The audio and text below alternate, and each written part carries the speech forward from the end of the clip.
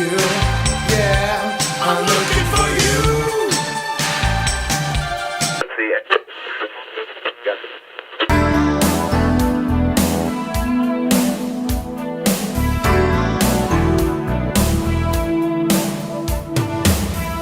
Fallen angels lead to the street. It's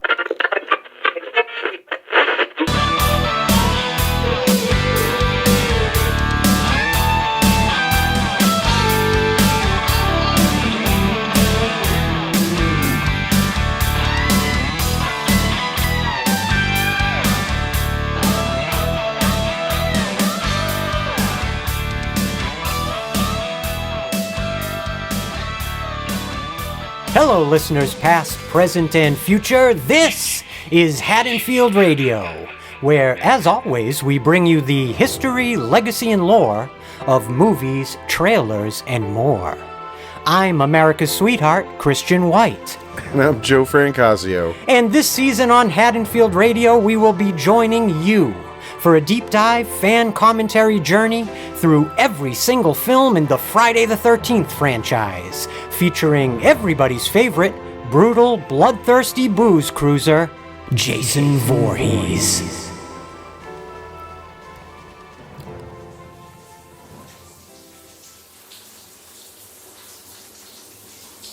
It was a placid, late Monday morning in October, just before noon, as the young woman stepped out of the shower. She gingerly patted down her lithe frame with a freshly laundered towel, and then tightly wrapped her head in damp hair with it after slipping on a bathrobe. She glided down the stairs, retrieving a fresh change of clothes out of the hamper, before spinning on the heels of her bare feet to head across the kitchen and back upstairs again to dress and finally get the day started. It still felt out of character for her to sleep in, to treat the day so leisurely, especially on a weekday, and no matter how hard she tried, she just couldn't get used to it.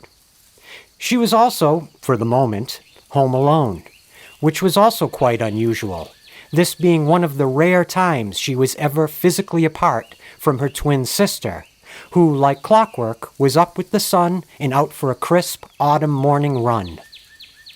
The young woman took her first step across the kitchen's familiar and cool hardwood floor, when almost instantaneously she stopped again on a dime, dead in her tracks, as a curious, out-of-place sound caught her ear, emanating from right around the obscured kitchen corner ahead of her.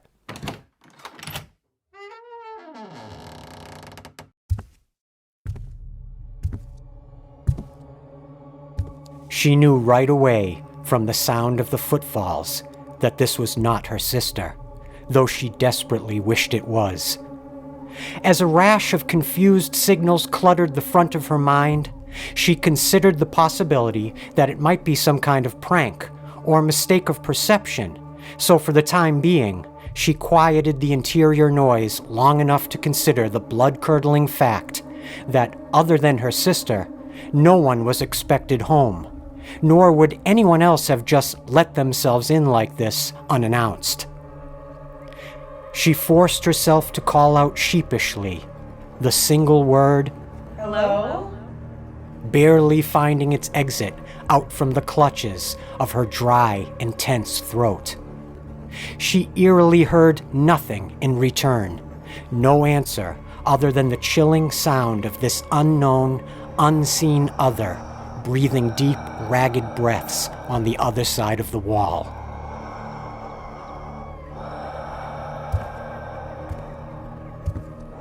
With the icy realization wiring its way across her jangled nervous system that she was in some as yet unforeseen danger, a bristling shudder rattled down her spine, while wiry explosions of dancing nervous energy fluttered inside her gut as she took a near, slow, silent, methodical step to her left, just far enough to crane her neck and finally see who it was seemingly standing there in wait for her.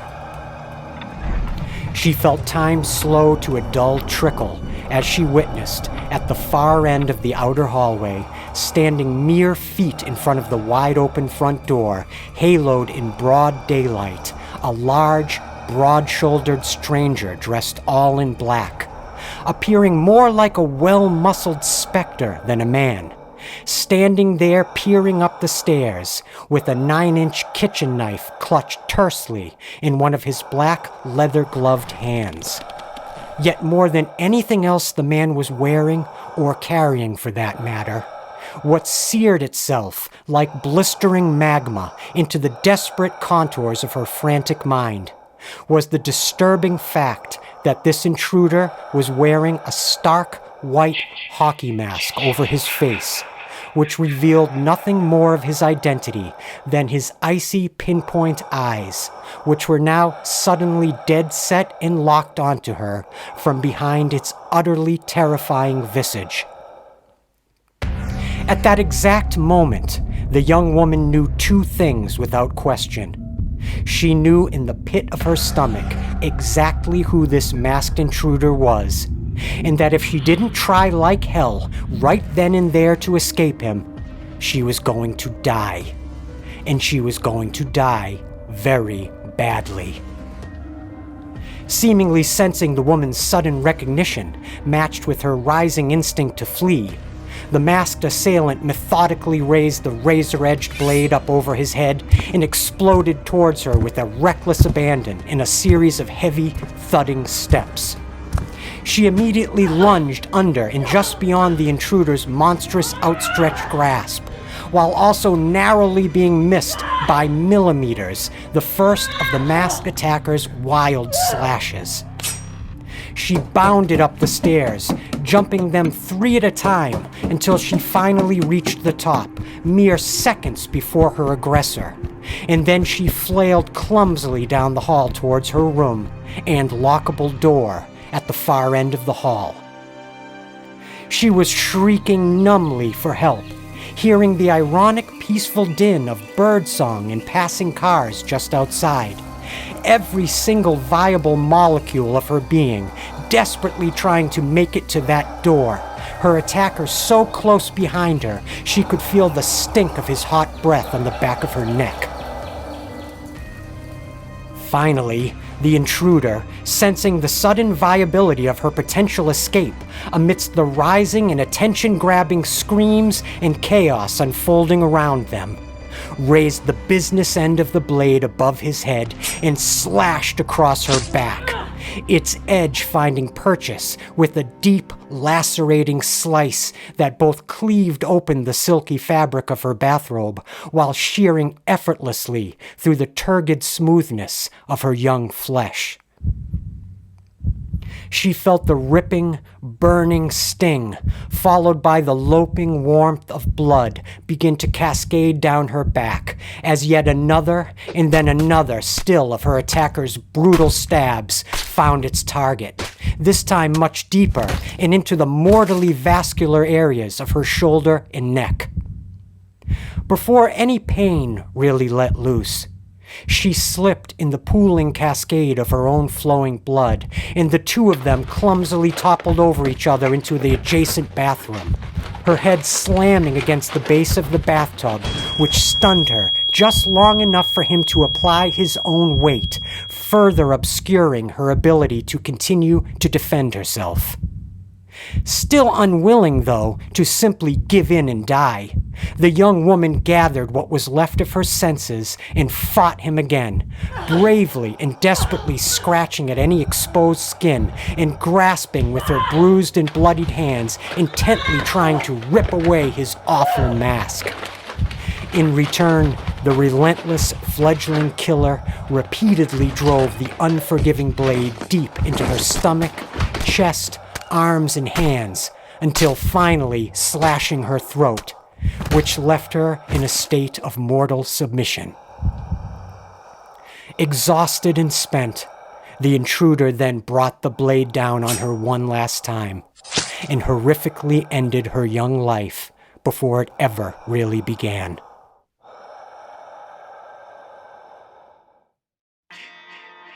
Upon hearing this story, You might be wondering whether this was perhaps a description of a deleted scene from any one of the 8 hugely popular and influential Friday the 13th franchise films that had been released into theaters between the years of 1980 and 1989.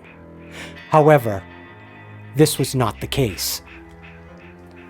Believe it or not, on October 24th, 1988, a homicidal man armed with a butcher's knife and emblazoned in a frighteningly detail-accurate 70s-style hockey mask, very much resembling the one worn by the iconic on-screen horror villain central to the hugely popular Friday the 13th series of movies, savagely murdered a helpless 18-year-old female college student right here in our reality, right here in our real world. And not very far from where we are recording this episode right now, in the small suburban New England town of Greenfield, Massachusetts. Possessed by the dark heart of Jason Voorhees, a troubled 19-year-old student and part-time video store clerk named Mark Branch committed the absolutely unthinkable act I have just described, when he carried out his twisted expression of sadism, obsession, and retribution, which ultimately led to the unimaginably tragic death of 18-year-old Sharon Gregory, who was, at the time of her vicious murder, excitedly embarking on the start of her freshman year at nearby Greenfield Community College, with a focus on potentially majoring in psychology. And by many accounts, she was known to be a reserved, kind, and well-liked individual with a probing mind and a deep well of empathy for others. She also had a beloved twin sister named Cheryl, and the two were known to be nearly inseparable around their relatively small town of just under 15,000 residents.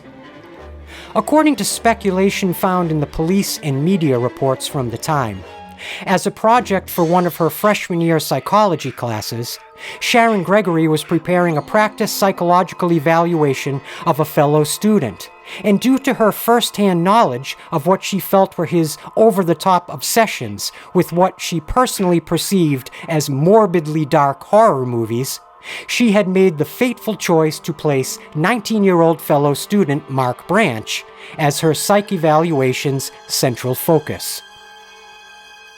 From the outside, it appeared Mark Branch had lived a basically unremarkable life by that point. But that was only because, like many other budding psychopaths, he had seemingly made a mission of successfully camouflaging himself to most as nothing more than a fairly typical teenager. But Sharon Gregory, her twin sister, as well as many other students, had personally witnessed a much darker side of Branch's seemingly outwardly measured personality, and this triggered in her both curiosity and revulsion in equal measure. Branch was known to be a quiet but intense young man who kept mostly to himself, spending inordinate amounts of time behind the locked door of his darkened bedroom. He worked regular after-school hours at a neighborhood video rental store in Greenfield, known at that time as Video Expo 1. Branch absolutely cherished his time at Video Expo 1 and made it a daily pilgrimage, whether he was scheduled to be working or not, as he was known by work acquaintances at the video store to have a near encyclopedic knowledge of horror movies, as well as a morbid taste for the most lurid true crime stories that he could get his hands on. In fact, Branch was further described as having a fairly unilaterally singular obsession with the horror genre, specifically focused around the most gnarly, gory, and violent films that defined the rising slasher subgenre of that particular era. Branch was in fact much more than just a fan of horror. He had developed something of a devout fascination, almost a quiet reverence in truth, for the mythology and lore of the Friday the 13th movie series, which had dominated the genre during Branch's adolescence throughout the 1980s. He was especially fascinated by the murderous exploits of the character who anchored the, by then, world-famous series of films, Jason Voorhees. If his fascination with horror had simply extended itself to being a mere deeply held admiration for the cinematic artistry found within its creators, architects, and filmmakers, that would have perhaps been much less of a cause for alarm. At that time, the horror genre had seen a massive explosion of growth and influence, and many movie fans fell blissfully under the genre's sway. For most of these passionate fans, there was an ability to distinctly separate fiction from reality, and in that, there was nothing at all wrong with falling head over heels in love with the admittedly psychologically secure scares that could be found within the safety of a darkened movie theater. However, Mark Branch continually took his evolving devotion to darkness to entirely obscene levels. Throughout his teenage years, Mark Branch had developed something of a taste for stoking reactions of fear and repulsion in others, especially those he felt somehow wronged by. In fact, Branch was reputed to have penned numerous anonymous threatening and obscene letters to various targeted female students, yet school administrators hesitated to punish Branch as they could not prove beyond a reasonable doubt that he was without question the author and culprit. Many others that could have interjected waved off Branch's behaviors as nothing more than pathetic cries for attention from a lonely and discarded soul. But Branch's threatening behavior continued to escalate. And when he reportedly pulled a knife on a female classmate on school grounds, the action immediately triggered Branch to be prescribed extensive psychiatric inpatient care at a Massachusetts state program for children with behavioral issues. It was theorized that these forced psychiatric experiences embedded in Branch a deep, detestable hatred for being observed and judged, and it seems a fair theory that when Sharon Gregory's twin sister revealed that Sharon had openly admitted to Branch that she had written this so-called psychiatric evaluation on him, something deep inside Branch that seemingly wanted desperately to snap, well, snapped. On October 24th, 1988, mere days before Halloween, Mark Branch dressed himself in a pair of black combat boots and matching dark attire. He next obtained a rather intimidating kitchen knife, finally donning one of his many cherished replicas of the notorious hockey mask worn by his idol, Jason Voorhees. And then he calmly started his drive over to Sharon Gregory's residence with nothing less than cold-blooded murder in his black heart.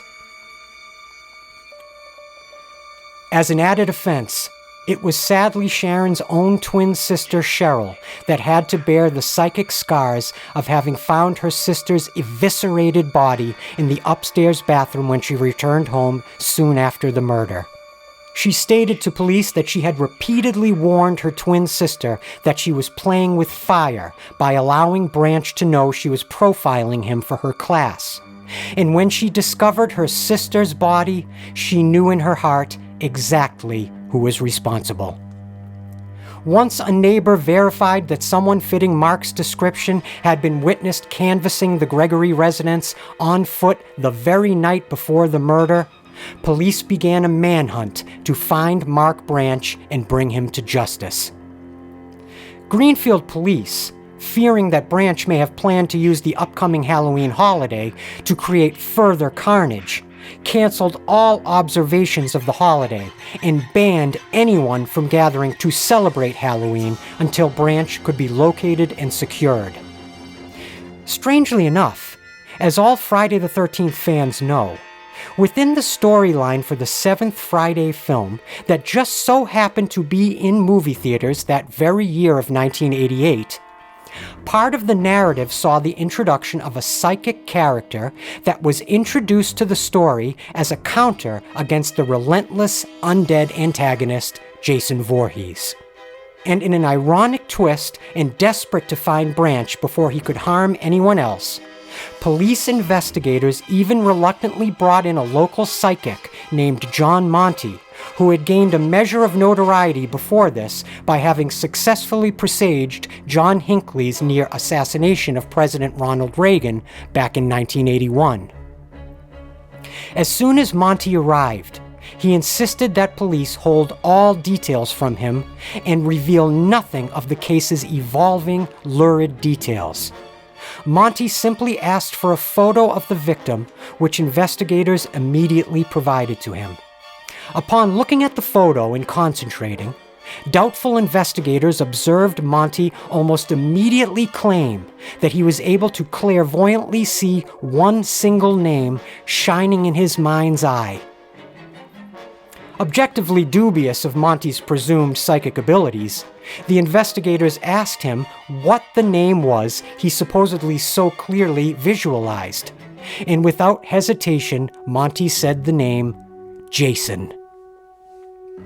Not only did this chill the investigators that witnessed it, further so, and amazingly enough, from there, again without knowing any of the specific details of the crime he was visualizing psychically, Monty led investigators almost directly where Mark Branch's abandoned and reportedly blood-soaked vehicle was found.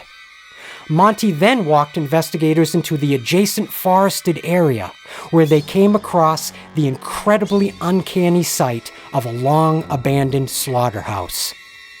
As detectives and Monty entered the vacant, silent slaughterhouse, they were shocked to discover the walls covered in recent graffiti, bearing childlike drawings chillingly displaying imagery of a man clad in a hockey mask attacking a woman on a set of stairs with a large knife, which matched the details of the actual crime to a disturbing T. And scrawled under the violent drawing were the words, quote, "A death by intention." The words Crystal Lake and Jason Lives were also found recently spray-painted across the walls. However, other than the obviously curious connections to the case, there was no definitive forensic proof that Branch had actually been there or had personally emblazoned the walls with such related imagery. But of course, to nearly everyone who heard these detailed connections, myself included, the coincidences are far too strong to ignore. Mere days later, very much adjacent to that very slaughterhouse, a local deer hunter calmly called into local police emergency, stating that he had discovered the mortal remains of a man that had clearly hung himself in the woods by the laces of his own combat boots. Of course, upon investigation, it was quickly determined to be the body of Mark Branch, who had apparently ended his own life mere hours after horrifically ending the life of Sharon Gregory. With his grand and evil plan of supposed glorification and retribution complete, there was nowhere for the disturbed young man to go but the ground. Although it has never been proven to be undisputedly true, many locals of the area to this very day claim that when Mark Branch's body was discovered hanging lifelessly from an old-growth oak tree way out in the quiet of the forest, he was still wearing Jason Voorhees' trademark hockey mask. Almost immediately after, and for long years since Mark Branch murdered Sharon Gregory in October of 1988, a community has searched for answers that would never come. And many revelations about Mark Branch's so-called morbid obsessions came further to light. As investigators began to sift through the remaining detritus of Branch's young, troubled life, from his childhood bedroom alone, detectives reportedly recovered a collection of well over 75 slasher films, 65 serial killer-related books, upwards of a dozen highly detailed Friday the 13th styled hockey masks, 3 screen-accurate replica edged weapons, and finally, what appeared to be a possibly blood-stained machete hanging with his clothing in his bedroom closet. And further still, many have investigated events further and have speculated that by the time Mark Branch savagely murdered Sharon Gregory, that may not even have been the first time the disturbed young man had taken on the persona of Jason Voorhees in the dark-hearted pursuit of murderous ideation. Supposedly, years before, when he was still enrolled in high school in Greenfield, on one other Halloween night, Branch was reported to have hid in a hedgerow of bushes in a nearby neighborhood, clad in his full Jason Voorhees mask and attire, lying unnoticed and in wait with a knife and murder and mayhem playing on his mind, as countless trick-or-treaters along with their parents and friends happily and blissfully crossed his path. When horrific crimes like this occur within the presumed safety and security of our suburban towns and neighborhoods, these events galvanize all who experience them or even hear about them. But for the more metropolitan residents of many of the major cities in the United States, especially by the late 80s, cities exactly like New York, for example, lurid crimes like murder had become nothing more than an everyday occurrence. In 1989 alone, New York City experienced a record-breaking 1,905 homicides, according to a report in the New York Times. And this very thought weighed heavy on director Rob Hedden's mind as he sat across a conference table from Friday the 13th series producer Frank Mancuso Jr. and his associate producer Barbara Sachs in a cramped Paramount Studios office while valiantly pitching his take on a potential 7th Friday the 13th sequel that he wanted very badly to both write and direct, which was, in fact, a tall order for a neophyte Hollywood director. Rob Hedden had spent the previous years toiling away as a contract writer for Paramount on such TV series as MacGyver. But Hedden had bigger plans for himself, and through his television work, he was beginning to see a path towards making his dreams much more of a reality. As the old adage goes, what Hedden really wanted to do was direct. So when Paramount invited him to take a freelance job writing for the ongoing and quite successful Friday the 13th television series, Hedden firmly stated that he'd only do it if he could also be considered to direct at least one of the episodes he would be contracted to write. Mancuso Jr., Sachs, and additional Friday 8 producer Randy Sheveldave were at first fairly dubious of this condition. But then again, they were also, as usual, behind schedule and desperate for a deeper writing staff. So ultimately, they acquiesced and hired Hedden to direct 2 of his episodes. After being sufficiently impressed enough with Hedden's work behind the camera on the syndicated series, the production offered him the opportunity to pitch an idea for the upcoming 8th theatrical Friday sequel. At this point, Mancuso Jr. was basically open to anything, as long as Jason Voorhees was at its center and they could produce the film on time and on, if not under budget, continuing the overreaching philosophy to maximize profit on this series at nearly all cost. During a story pitch meeting, the newly hired Rob Hedden asked Mancuso Jr. and Barbara Sachs what they thought of the idea to essentially let Jason off the leash and for the very first time out of Crystal Lake. Hedden's first impulse was to place the undisputed king of killers front and center in the environment of an American big city. To which Mancuso Jr. added wryly, "What bigger city is there than New York?" And for the 8th film, what yet again seemed to be the Friday franchise's latest potential swan song, Paramount granted the production its most lavish budget yet, a full $5 million to cover the expanding expenses of the film's exciting narrative exodus out of Camp Crystal Lake and into the bright lights of New York City. Well, or at least Vancouver. Once Hedden was hired to helm the now crewing 7th sequel, the highly integral job of designing and implementing the series' now iconic special effects fell primarily upon journeyman effects technician and engineer Jamie Brown, who had worked on both 1978's Superman as well as the cult failure Days of Heaven.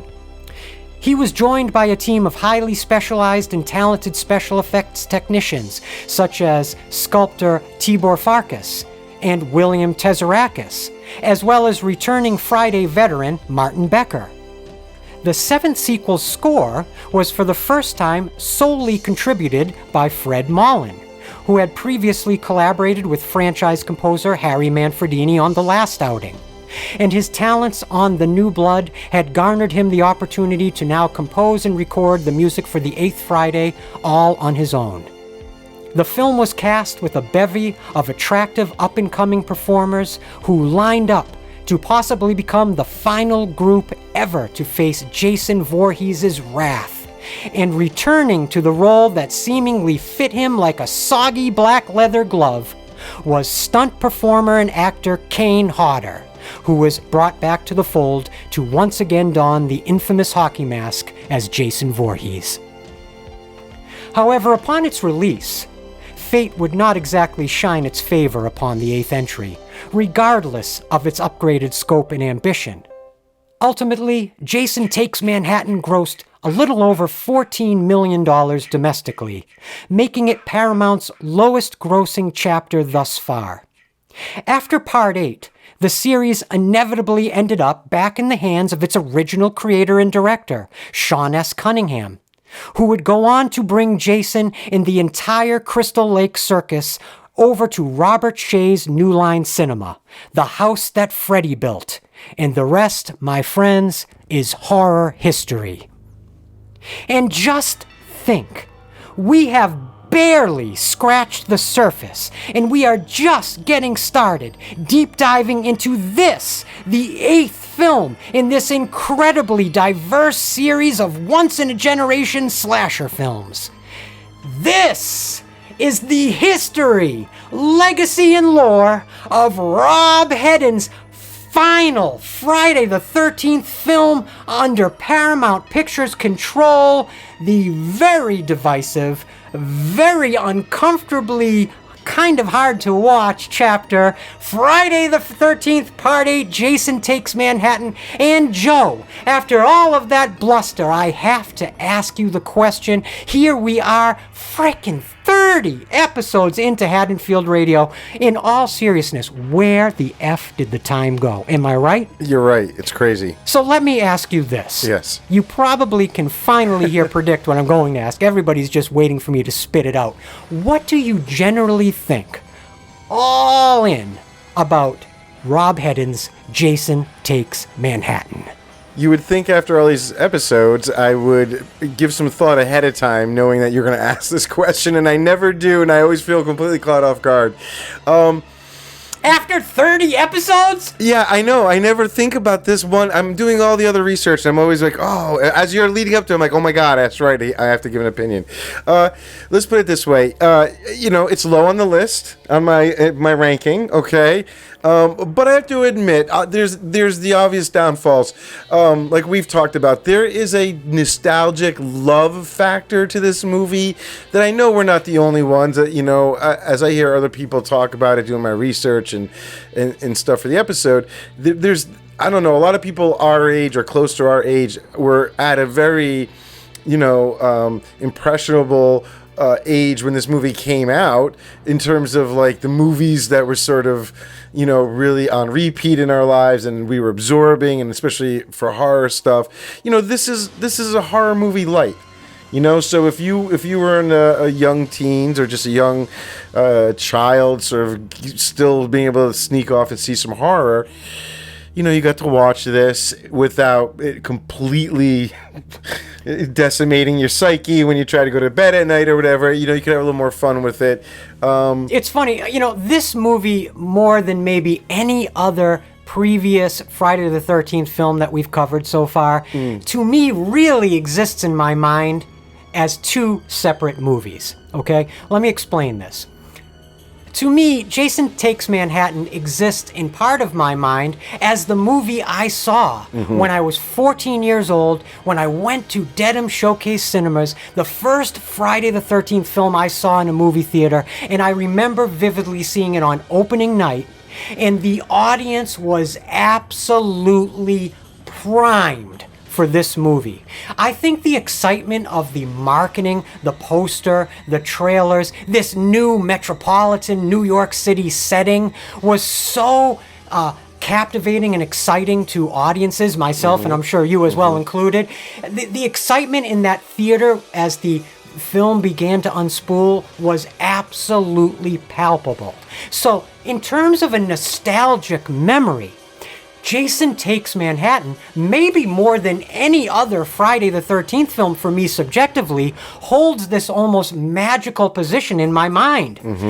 But yet, on the other side of things, my more critical adult mind, like the mind I was using to go back this month over the movie to catch up with it again and review it to produce this episode, I have to say, this is easily the worst film yet. Yeah, it's rough. Like you on said, just about every level. I'm exactly at the same place. There's the movie from when I was a kid, and then there's the movie looking at it now to review it for this episode. And obviously I've seen it over the years as I've every so often just dived into the Friday the 13th movies. But I didn't see this in the theater. This was one of those movies that came on cable and just was on repeat, and I think that this was the first Friday movie that I saw, like from beginning to end, just on my own. I had seen glimpses. I didn't really know what it really was. I mean, it was a guy in a hockey mask and he killed people. I had no, I don't think, concept of the larger story being told there. I had seen, the original Nightmare on Elm Street. I'd seen Halloween 2 at that point, but all those viewings relied upon, my dad copying a VHS tape or a babysitter who left the TV on one night. And you would have that VHS tape that you'd put into long play. Right. And you'd have multiple films from cable dubbed onto it. So I'd sneak off to see those, or I wasn't meant to. So Jason Takes Manhattan was the one that was on cable, and I could just watch it when it was on. And I think suddenly, if this is the one where now my 14-year-old brain is trying to fill in all the blanks, but this is so far off course now. Oh my God. And it gets into all the stuff with the child version of Jason and those flashbacks. Every single solitary aspect of that part of the movie that reveals anything connected to Jason's childhood is so abysmal in this entry. It made me, I think, just think things were a lot weirder regarding Jason than they actually were. But it's almost like the people that were making the 8th film, had they not even seen the original Friday, in order to have some sense of Jason's appearance that had by now, in his childhood form, had become completely iconic due to the stinger ending of Sean S. Cunningham's original film. Oddly enough, I mean, you listen to the interviews with Rob Hedden, and he was very aware of the original. He wanted his to be, when he picked up on the fact that the studio wanted this to be the end of sort of the whole thing, he said, well, then I want to make a bookend to Sean S. Cunningham's original.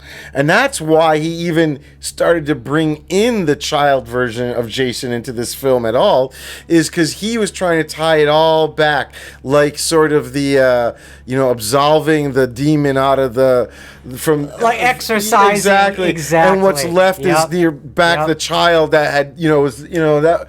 But and I'm going to get to an interesting theory I have connected to that in a little bit, but go ahead. But, Rob Hedden this was his very first feature film.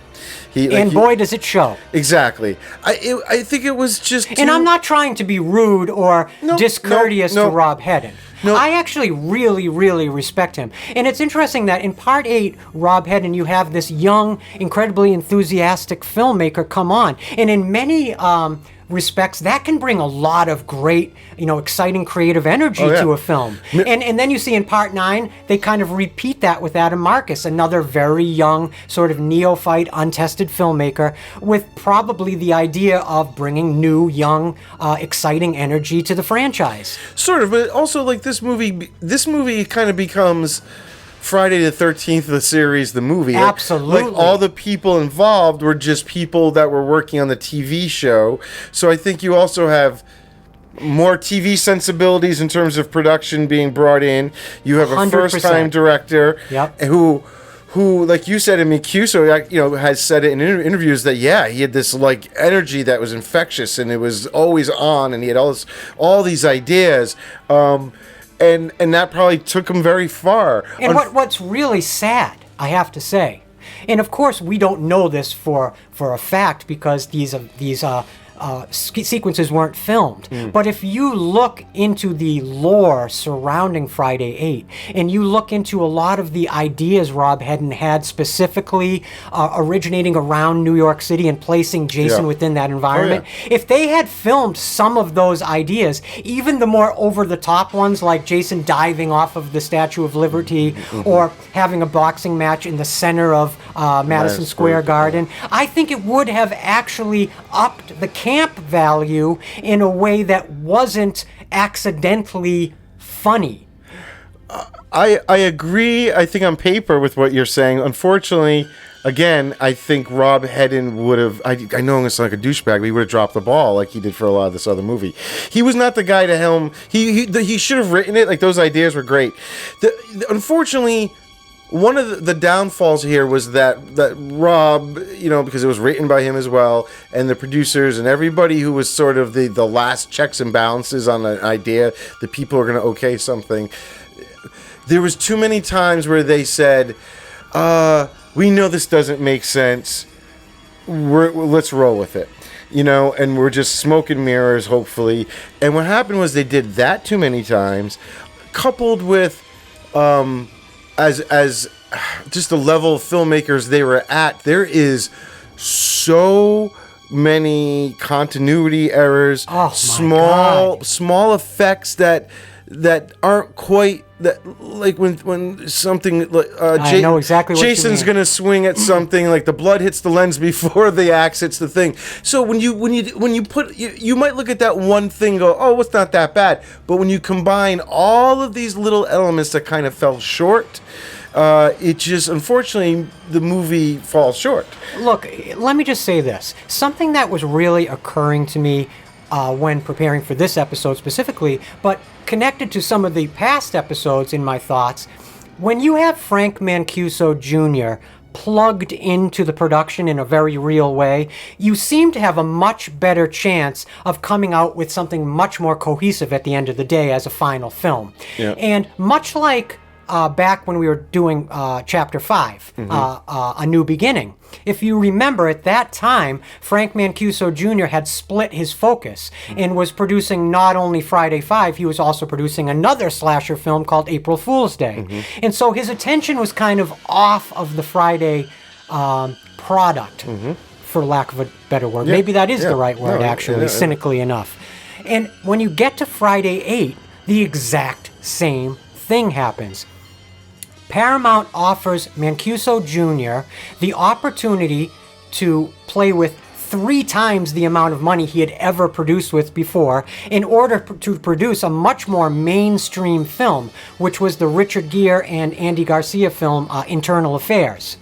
And seeing this as a well-deserved opportunity to transition himself out of the horror genre, you can see clearly that a lot of the onus for producing fell onto Barbara Sachs and Randy Sheveldave. And I'm not sure if I'm pronouncing his name correctly. That's how I would.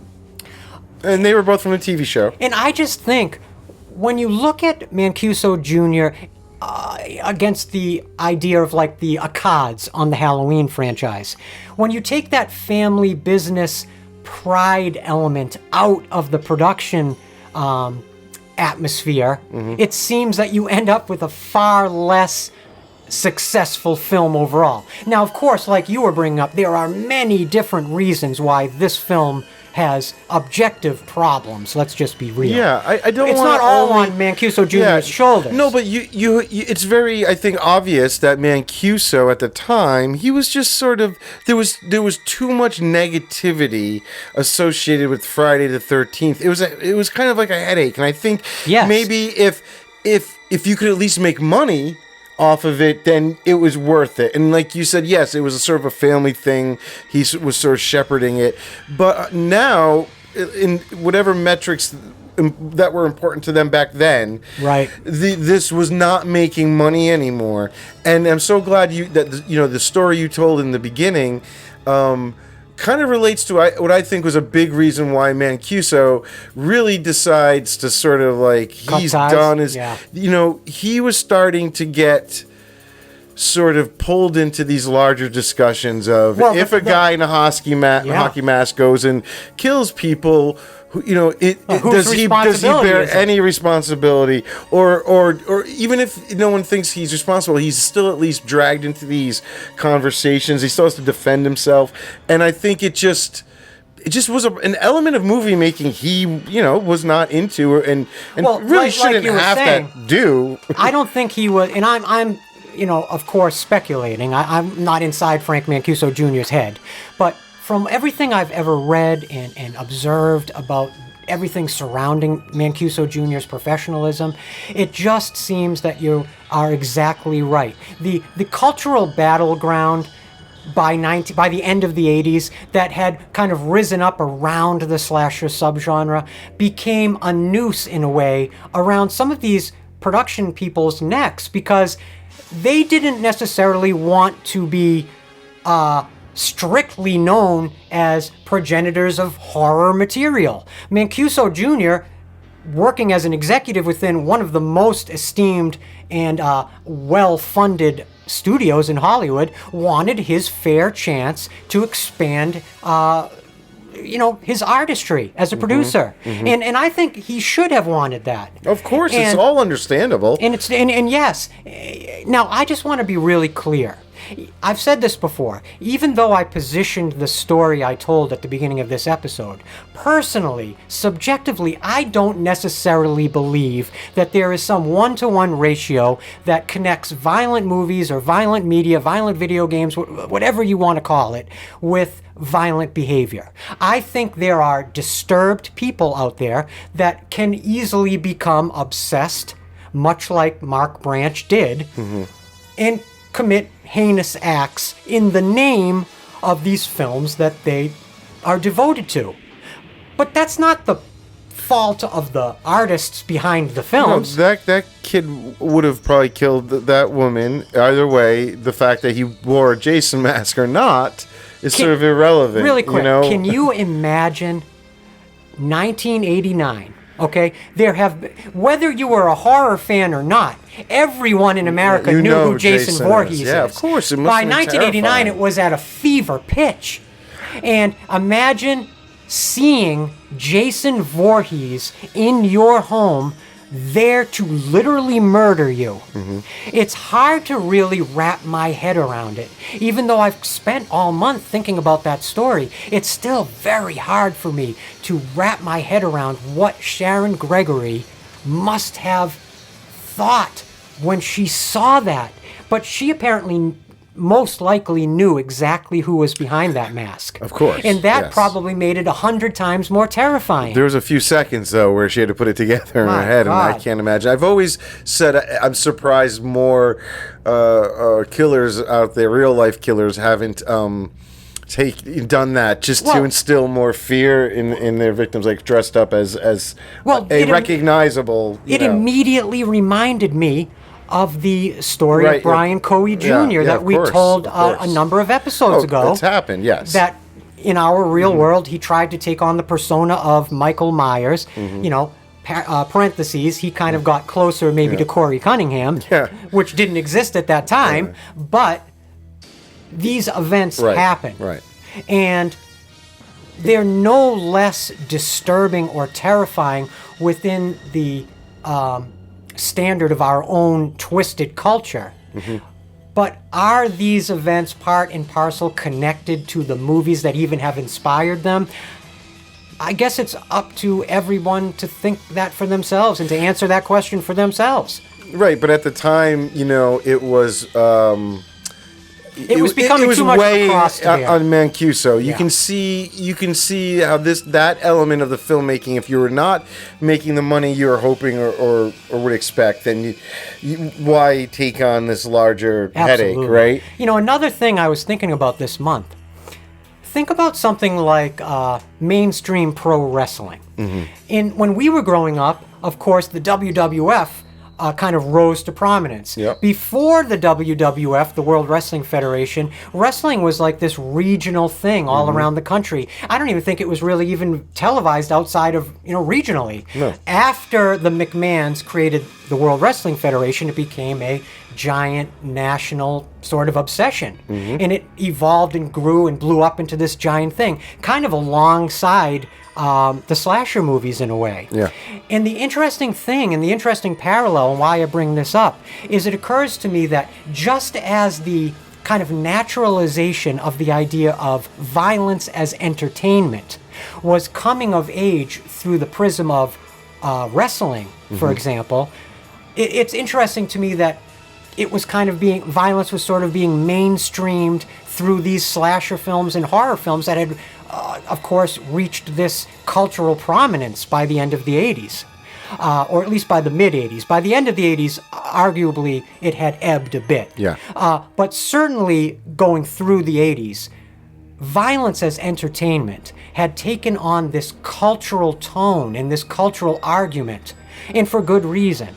And I totally agree with you about Mancuso Jr. It must have been a difficult position to be in for someone that was making a lot of money from a product that ostensibly, arguably, could be kind of disturbing society to a greater degree. Yeah, it is still curious to me that 14 million off of a budget of 5 million still doesn't make it worthwhile to continue to something. I think it was the law of diminishing returns, ultimately.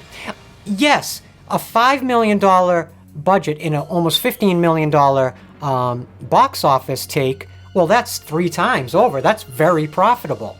But I think it was because the films had sort of begun to decline in popularity that maybe Mancuso Jr. and Paramount decided it was time to cut they could ties. see the writing on the wall. Of course, this was the lowest to date.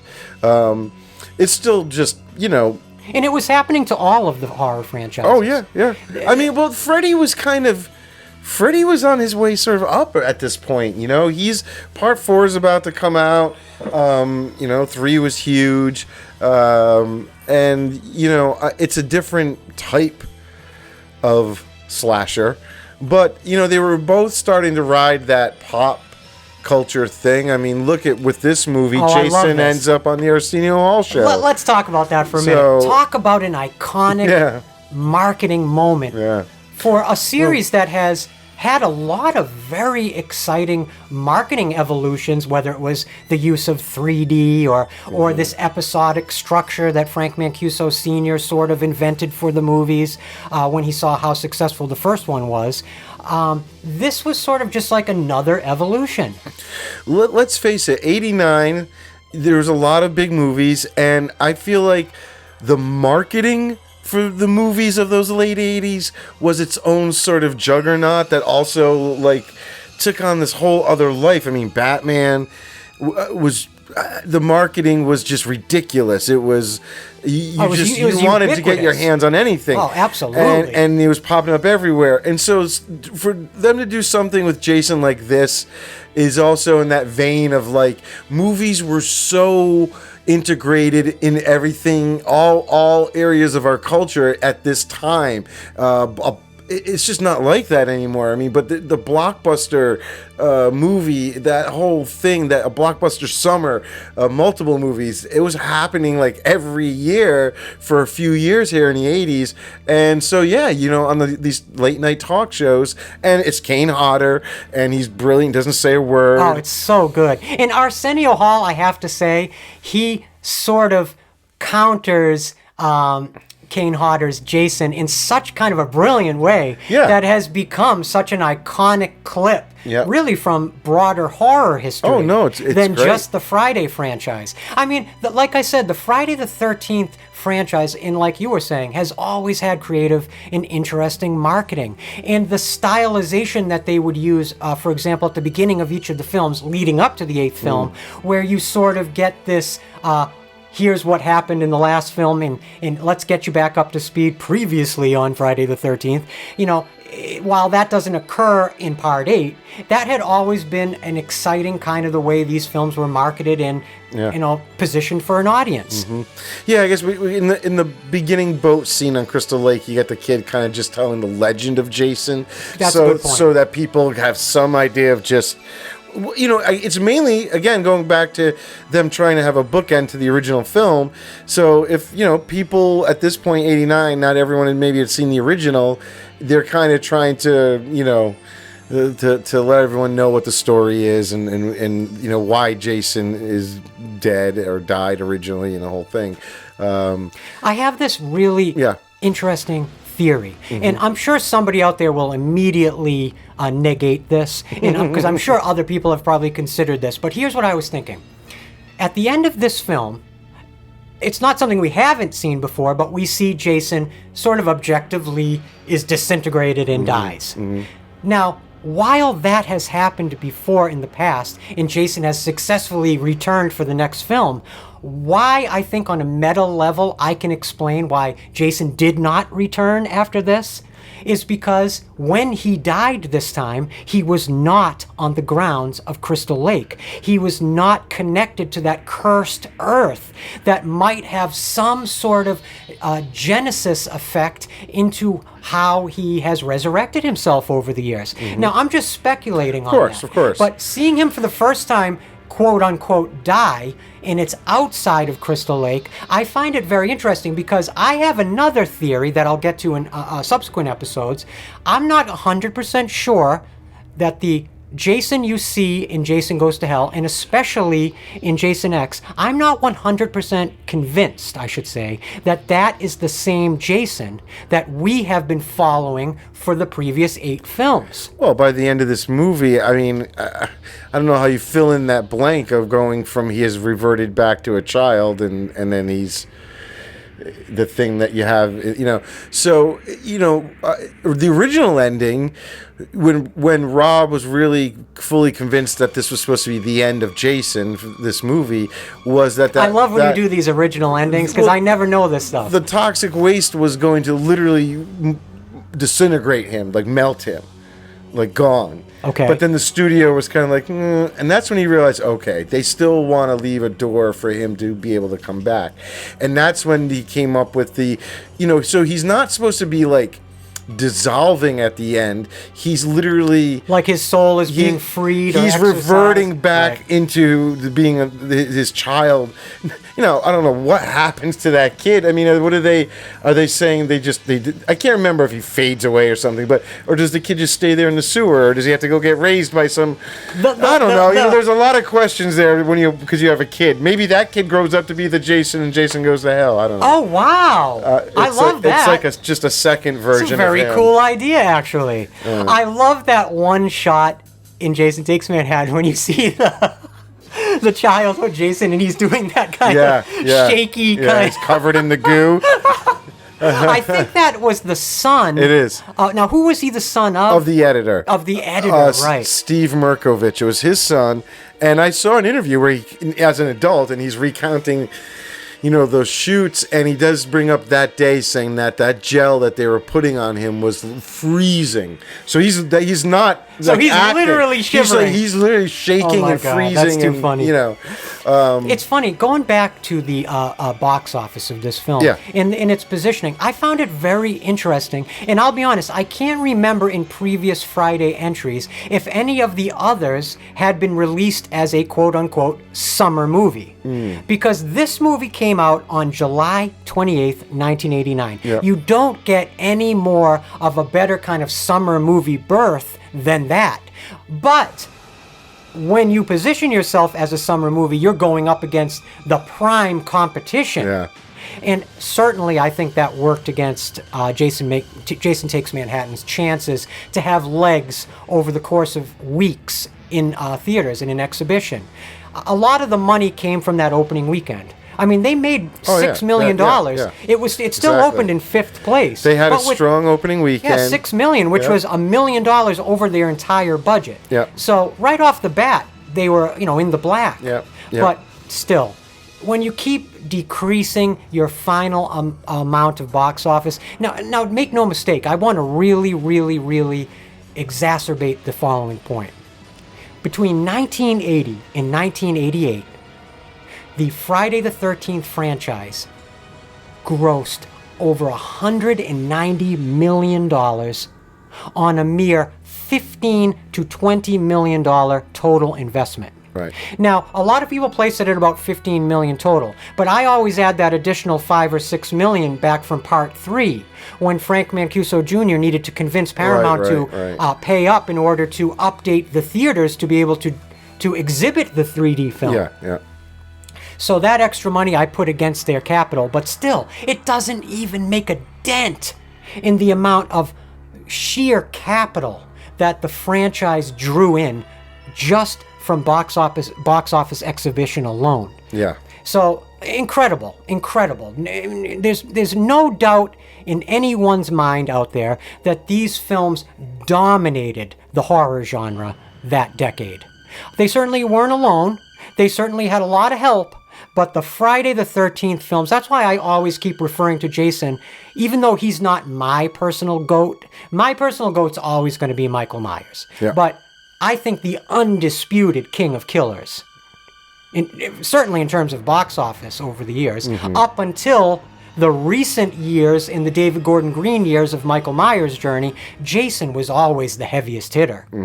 You can't dispute that. Imagine that, almost $200 million in 10 years. And they barely spent a penny.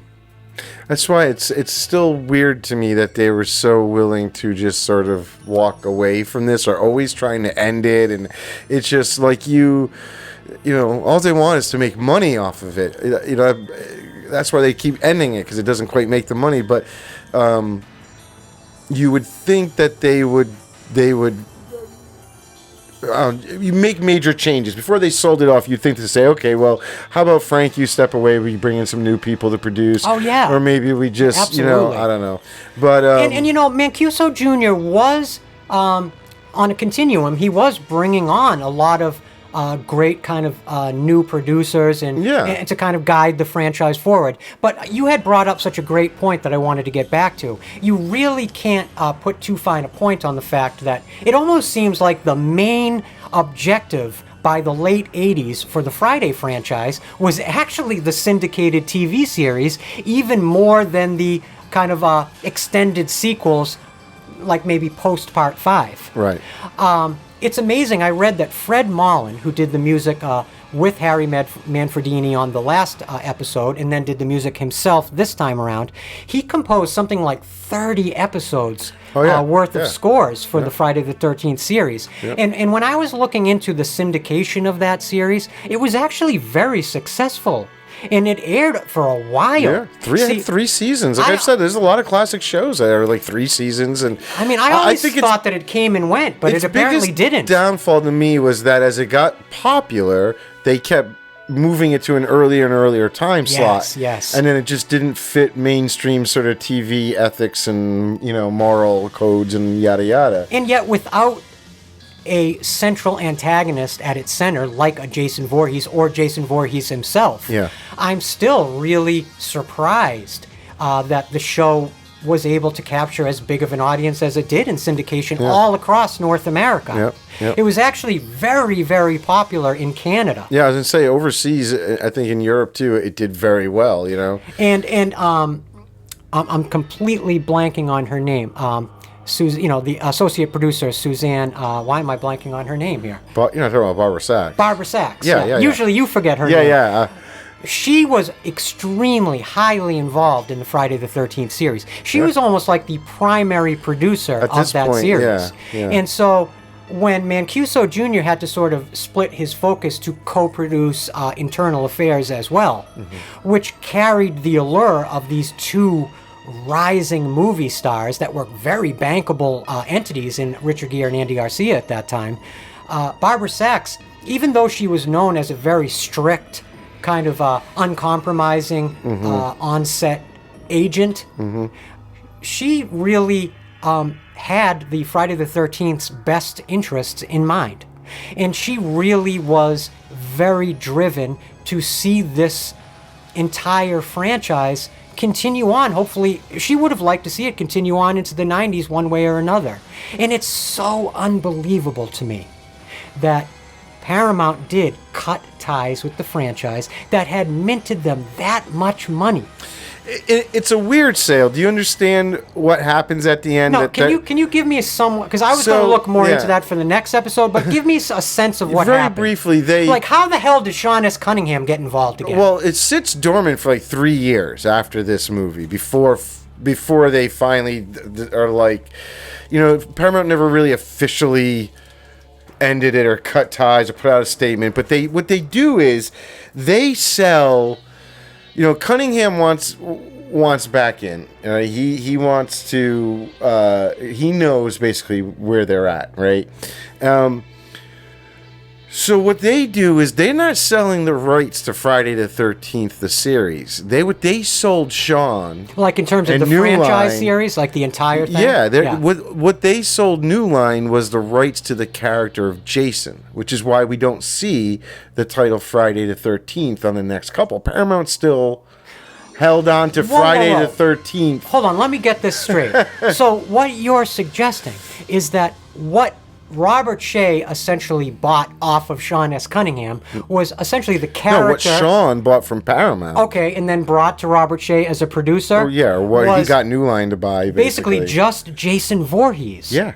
So Paramount at any point could have put out a Friday the 13th movie. At the same time. Jason? I don't know how that would have worked. I don't know if they could use Jason or not. Interesting. But Cunningham, they could only use Jason. And hence you get Jason Goes to Hell, and then Jason X. Yeah. They were able to say the final Friday, wasn't it? Oh, yeah, because you just can't say Friday the 13th. Yeah. And isn't it interesting? Here we are recording this in July of 2025 for our listeners past, present, and future. And these legal tangles have only recently sort of begun to be dissolved and absolved, however you want to call it. Right. And are still very confusing. Well, even when you get to the reboot, the remake, or whatever it is, the 2009 one, the reason they could do that, because it's Paramount, is involved. Well, no, you're absolutely right, because it was Platinum Dunes, who was shingled as a production company under Paramount Pictures. The only reason they could do that is because they still own the rights to the first 8 Friday the 13th movies. Huh. So they could use, it's sort of still Jason from those movies, those stories that they were just recreating. They had the rights to do those. That, again, I would say there's some changes. So I don't know if they could make a totally new Friday the 13th movie that has Jason, but they were able to do a reboot because they still own the rights to those. And isn't it so... Does that make any sense? It makes total sense. Yeah. It actually cleared a lot up for me. Isn't it so telling that when Robert Shea gets his hands on the character of Jason Voorhees in his first outing where he reestablishes the character on screen, he turns Jason basically into a Freddy acolyte in a lot of ways, into a purely supernatural character. Good thing you brought that up. So can we talk about how much the idea of Freddy versus Jason basically derailed the end of the Friday the 13th franchise here, I believe.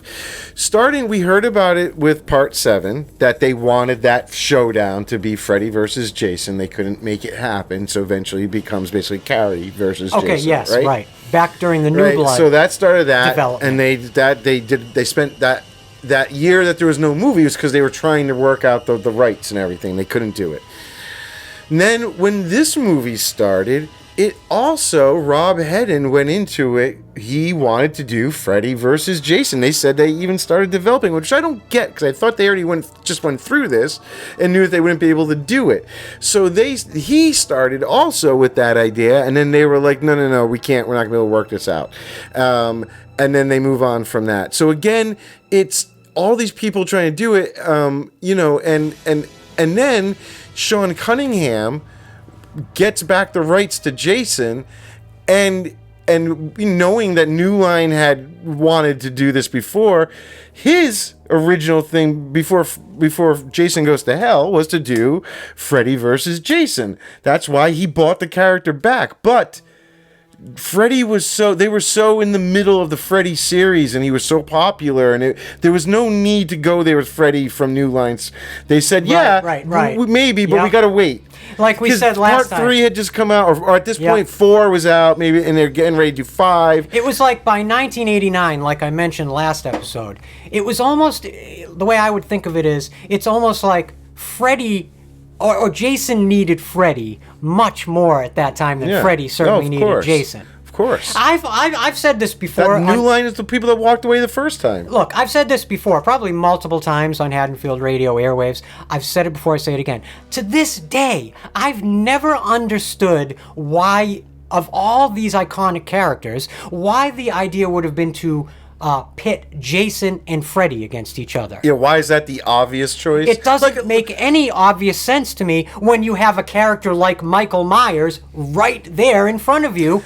And if you're looking at Jason in terms of if you were going to like select a version of Jason to face Freddy or a version of Jason to face Michael Myers, I guess if you wanted to face Freddy, maybe you could use an incarnation of the more supernaturally sided post-final chapter version of Jason or post-A New Beginning version of Jason. Yeah. But wouldn't it have just made much more sense to pit a living Jason against a living Michael Myers in some sort of story that ties the two characters together? Look, no matter what, none of this is going to ever work as good as it sounds. Of course. These ideas always sound so frickin' enticing, but when you put pen to paper and actually try to develop the ideas in a way that you can film as a movie or write as a story, the House of Cards can easily be blown over. It's a great pitch, but then when you have to actually do it, it's easy to get people excited by the idea. It's like you get excited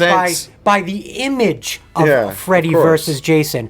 When you go to really think of what the brass tacks of a legitimately functional story that pits these two iconic characters, not just in the same story, but against each other as well, I think it starts to become immediately and almost instantaneously convoluted. The biggest or one of the biggest story sort of issues with the Freddy versus Jason that we got was that it wasn't an equal versus movie. It was a Freddy movie that had Jason in it. Which are you talking about the actual Ronnie? The actual one. They were so. I totally agree with that. They were, New Line, I think, was very adamant about making sure that Freddy was sort of always the dominant a character out of the two of them in a way. And I think, not to mention, and this is again my own speculation, but when you're looking at that 2003 Ronnie Yu Freddy vs. Jason, if you look at the work Ronnie Yu was doing previous to being hired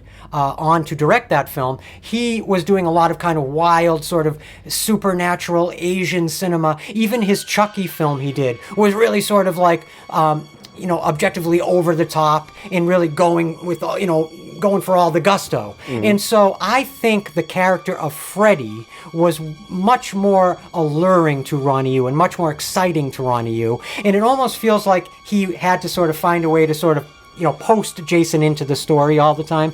It always feels like Jason's playing catch up with Freddy in the version of Freddy vs. Jason that we got. And he's being manipulated the whole time by Freddy. It's just... And it's a very entertaining movie. Oh, it is. Don't get me wrong. I'm just saying it's not the equal... if you could get somebody who could be truly objective about the whole thing and just write a thing where they were both pitted against each other without either one of them manipulating the other. If you wanted to do something, a more supernatural one, imagine something like, and I think some of these ideas had been developed, like maybe Freddy, maybe the world of Freddy Krueger merging with the world of Hellraiser's Pinhead in the Cenobites. Yeah, that was definitely... Or Freddy Krueger merging... what's another supernatural character of that time? Something more like that. Yeah. I think Freddy and Pinhead would have worked well together. Yeah, for Christ's sakes, you could have done Freddy and Candyman if you wanted to do something like that. Yep. I just think... it's never really excited me as an idea. But you're absolutely right. It dominated the conversation in terms of the franchise in the late 80s. In those last few Friday movies, it was like they all just be...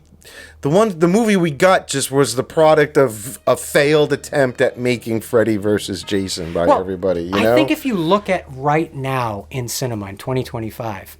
So much of what ends up on screen in terms of fan-oriented cinema, like superhero cinema, anything like that, it's so full of and so overripe with fan service at this point. There's so much dutiful obligation to the fans of these characters, these superhero characters, that the superhero films themselves have ended up now completely muddied. And the Freddy versus Jason idea is so similar to like an Avengers idea now. Putting these incredibly marketable, let's not forget, at the end of the day, that's what it's all about. Putting these bankable, marketable, movie star character entities. Make no mistake, in the late 80s, in the mid 80s, even in the early 80s for that matter, characters like Jason Voorhees, characters like Freddy Krueger or Michael Myers, they were money-making characters that appealed so highly to fans that fans started kind of implying their own imaginative ideas to these characters that then kind of confused the filmmakers. They were like, it's probably why they wanted the Freddy versus Jason. They were like, it was the same as seeing other movie stars at the time you liked and wanting to see them work together. You wanted to see a Stallone Schwarzenegger movie. You wanted to see a, you know what I mean? You're absolutely right. Right. It maybe didn't work or they wouldn't have been good, but you just wanted it because you wanted to see what would happen, right? Every single movie fan in the 1980s, if you're like you, me, probably 99.9% of you listening out there, just as much as you loved Freddy, you loved Jason and Michael and Leatherface, during that era, you also loved Arnold, Sylvester Stallone, Steven Seagal, and didn't all of us have that same desire to like see a movie that had Arnold Schwarzenegger and Sylvester Stallone in the same story? Of course, yeah. The problem was the exact same issues. Ego. Right. Neither one of them wanted to look who weaker loses? to the other, right? Who loses? Exactly. Someone in a story that has a beginning, a middle, and an end, when you're going to pit these two iconic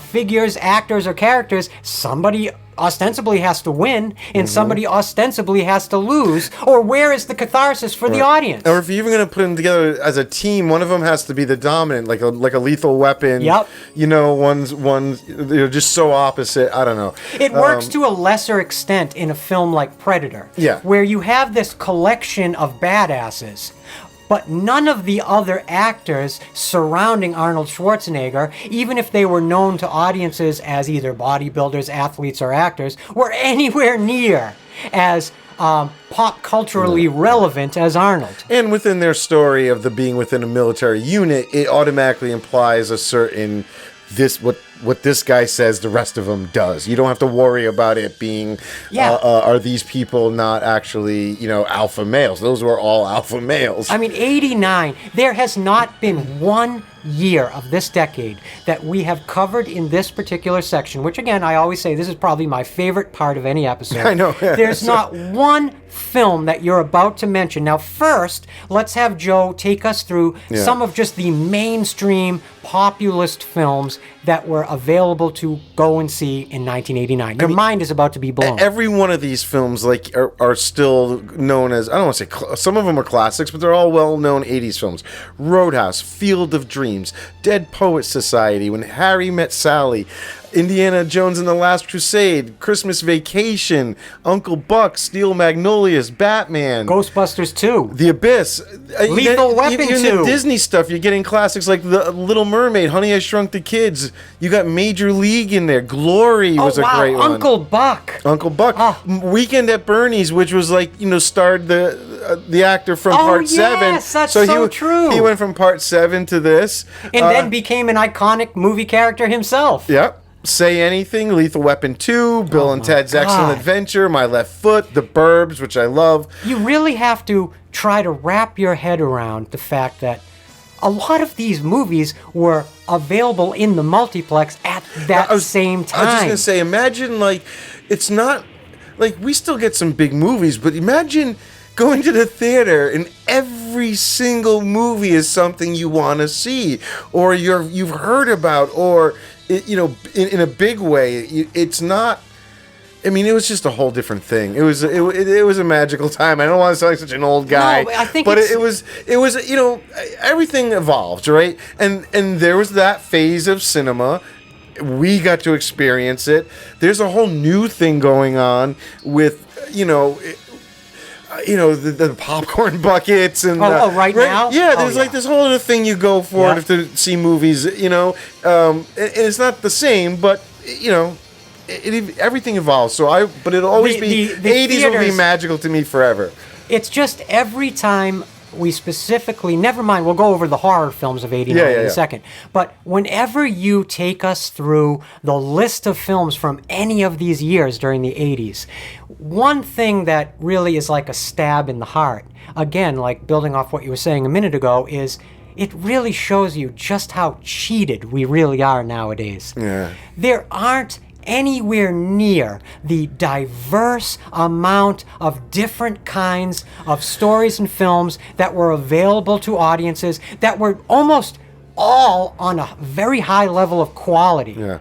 I mean, almost every single film you mentioned is of a very high level of quality. It doesn't matter whether you love every one of these films subjectively. Right. Objectively speaking, you have to admit. And look at this. Also has a movie like The Abyss, another Hallmark or classic movie that goes on to literally change the effects world with that CG water pod. The absolutely. It really actually began the evolution into computer graphics. In that movie, I have a point here I'm going to get to. You'll follow me for a second. Go right ahead. So in that movie, if you remember, there was We're talking about The Abyss. The Abyss. Okay. There was a lot of talk about the delays, how much money went into it, everything that Cameron was supposedly trying to achieve, and then it comes out, and it's a great movie, and B, the effects do all these things that he expected, right? Even the physical practical effects, the sets, giant tank they created, incredible. And I have no idea off the top of my head how much money it costs to make The Abyss, but when you cut to today and you have a movie like Superman that's about to come out in 2025, the 2025 Superman, right? And that as a major Hollywood movie, trying to do some new things with effects, trying to reinvent the story and this and that cost what, $400 million? Close to $400 million. And you know what's disgusting is that's not even uncommon anymore in blockbuster filmmaking. You're never going to get this many hit movies like we saw in the 80s again when it cost that much money to what makes something that they're considering quality or pushing the envelope or whatever term you want to apply to it that gives them that right. It's gotten out of control. Oh, beyond out of control. If you can bring these costs down, because let's face it, it's technology wise, it's only becoming easier and cheaper to do amazing things in front of a camera. 100%. So the salaries for some of these people and this and that, like, it's just we gotta somehow blow it all up and go back to like filmmakers who are hungry. If you remember just a couple short years ago, Godzilla -1 is released, does extremely well here domestically as sort of an international film. This movie looks every bit like a $300 million blockbuster, and yet it was made for less than $10 million. Mm-hmm. When that film was released and had this incredible success financially and critically all the way around, I had this twinge of hope that maybe that film would inspire Hollywood here at home to adopt a new way of thinking before things can go any further down this dark road of overspending. If you have a studio spending $300 or $400 million on a film, how can you afford to produce any other films to create a diverse library of releases? You have to put all your eggs into one basket. And if that film fails, it's curtains for you. Whenever a director says who's usually has become or had some success and is talking about their new big thing that is coming out, and it also happens to be, whenever they say it's the thing that they've wanted to do since they were a kid, and had to wait until they had the means and success and finances to do it, I groan, because it's an instant. It's gonna suck. Yeah. Okay. Yeah. And I hate saying it, but when a director, when they get to just throw money at something and they're not trying to make something out of like gum or tape and cardboard and just because they instead of saying, I don't have the money for this shot, they still make it work somehow. I hate saying it because I love Peter Jackson, but look at King Kong. That was his childhood dream, and I'm sorry, the movie is kind of a bore. The effects are great. Right. The effects are amazing. It ends up being a very self-indulgent, but overlong journey through a passion that the filmmaker certainly has, but he is anticipating that the audience has a matching passion, and that might have been a bit short-sighted. Anyway, I know it was a tangent, but look.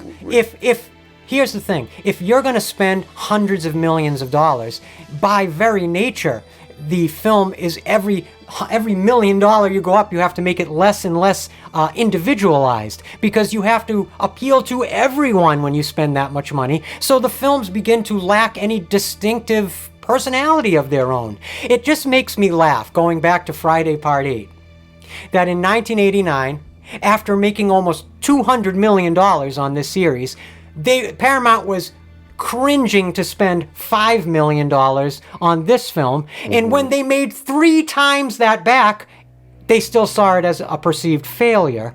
But I think you're right. I think it was less about the brass tacks of the money they were making, and that they just wanted an excuse to end. Oh, at least Mancuso. I think he was done with it. And to Paramount, this just didn't make the type of money that it was to them worthwhile to keep going. But they also did not want to sell it off. I mean, you got to point that out. They understood. I'm really glad you clarified for me a little bit more about those they legalities. sold the character, but not the film sort of series. Oh, that's so interesting. Yeah. Well, let's talk a bit before we jump into the movie about the horror movie landscape of 1989. I've got IMDb open to that year. I'm just going to run through the list, and you kind of I'll hit you with some. You tell me what you think. How about this? Certainly one of the scariest movies I have ever seen. Maybe the scariest experience I ever have had in a movie theater, barring Blair Witch Project on opening night, Pet Sematary. Oh, God. Oh, my God. That movie is very near and dear to my heart. Yes, the sister upstairs, Zelda. Rachel! I'm gonna twist your spine, too! God. But even, like, the kid, the Gage, the kid getting hit, and at that, I don't know, what year was that? Oh, it was 89. 1989. So I'm like 14, right? I had the biggest crush on Denise Crosby. I knew it, because Joe is a huge Trekkie, so I knew this was going to happen. God. Well, that's where I went and saw it, because it was right after she had quit Star Trek, and that was after Next Year. I was wondering about that. Okay. And it was like the first thing she had done, and so I just loved that movie. But real quick, talking about movie theater memories, my mom, I'm sure she's listening to this, so she'll remember this. 1989, I'm 14 years old, as were you. Yeah. My brother was 11, my sister was 8. Mm-hmm. And my mother took the 3 of us to see Pet Sematary opening night. Yeah. We went to Foxborough Movie Theater, which was a very small kind of boutique theater. It wasn't a multiplex. It was like one of those 2-screen deals. And so as soon as we got there on opening night, it was that situation where you got that line around the block. Yeah. So we get in line, we get tickets. We sit down in the theater, trailers play, theater goes dark, movie starts. Not 15 minutes into it, my sister, 8 years old, is in utter hysterics. Terrified. I mean, we all were. So my mother actually had to pick my sister up and take her out of the theater. My brother and I refused to go because at this point we wanted to sit. I had been dying to see this movie, and I was not budging. I would have walked home from Foxborough before I was going to leave that seat. And so my mom had to get my crying sister out, and she had to wait in the car, and she was pissed to have to sit in the car. And the whole ride home, my mom made us explain the entire movie to her, kind of beat by beat, and she was pissed that it had been wanted to see the movie. That's all it is. She just wanted to see it. Listen, my major exposure to Stephen King when I was a kid was through my mother's this bookshelf she had. My Yeah, mother had these yeah. 2 shelves up in our house, a bookshelf and a record album shelf, like all LPs. And a lot of my childhood, my lonely childhood, was spent kind of looking at those 1980s paperback book covers. And she had a massive Stephen King collection. So if a Stephen King adaptation hit movie theaters, believe you me, we were there. Yeah. But I still think to this day, and maybe somebody out there is going to dispute this and come up with a better example, I still think you can make a very cohesive argument that to this day, Mary Lambert's Pet Sematary is perhaps the most frightening of all of Stephen King's filmed adaptations. I think it's more frightening than even The Shining. What do you think? In terms of what? Yeah. I guess I don't know. I'd have There's to really think something about. in I the- don't have an instant reaction. There's something in like the frequency or the tenor of Pet Sematary. First of all, you can absolutely, I know this sounds weird, but I think you can absolutely tell that it was made by a woman. A lot of the themes that are really provocative, that are certainly in the novel, but are brought to iconic life in the film, I think really benefited from a female director's hand. And Mary Lambert brought out these themes in such, I think, maternal ways that made them even more scarring and horrific. That movie actually goes hard. Oh, when yeah. when Gage is hit by that 18-wheeler Oh my God, that's and what I'm Mary saying, Lambert like- speeds up the footage as the truck like to an almost to Yeah. like a George Miller Yeah. Mad Max unnatural degree, it is jarring, uncanny, and quite terrifying. Am I right? No, Oh, yeah. that movie, I could talk all day about Pet Sematary. Please, someone out there ask us to do an episode on Pet Sematary. Please ask us to do that because I really would love to do that. How about a movie, a little independent film Yeah. by a sort of forgotten filmmaker of that era that was attached or associated with Sam Raimi and his team? The film was a very low budget, almost DIY slasher film set in a grocery store in a supermarket called Intruder by Scott Spiegel. Do you remember this movie? No. You should check this one out. It's really a progenitor slasher film, or at least one of the great, I think it's one of the great unheralded slasher films of that era. What do you guys think? Let us know in the comments. Have you guys seen Scott Spiegel's Intruder? I've always thought it was very strange that Scott Spiegel didn't have a bigger career after that. I know he was part of developing one of the Halloween movies, maybe Halloween 6 or 5, right around in there, when there were all these, writing teams coming and going from those production meetings. But other than that, I can't think of many things else he made, but that is a very incredible slasher debut. Of course, you have A Nightmare on Elm Street, The Dream Child that year, as well as Halloween 5. Yep. That very same year. I think it's so amazing that in 1989, horror fans could see Michael, Freddy, and Jason all on screen in one year. Yep. Even if those weren't objectively the best chapters in any of their series, you cannot dispute that had to have been insanely exciting. And I remember it being insanely exciting. When the Freddie and Michael people saw Jason on Arsenio Hall, they were like, "Oh, what an idea!" Because Freddy would have been perfect on Arsenio Hall. But the visual gag that Arsenio Hall brings out of this interviewing this silent, hulking murderer just ends up being just almost magical. I love it. So let's go to another one here. Let's see. Okay, we have the debut film from a very controversial, very kind of a very controversial director with a dark personal story, Victor Salva, who eventually made Jeepers Creepers. The film was called Clown House. I actually don't remember this film. I'm going to have to look into that. Because even though Victor Salva is a PDF file and a creep, I still think Jeepers Creepers is an awesome movie. And I'm one of these bizarre, cretins that actually prefers part 2 to the original. Anyway... Julian Sands starring in the movie Warlock.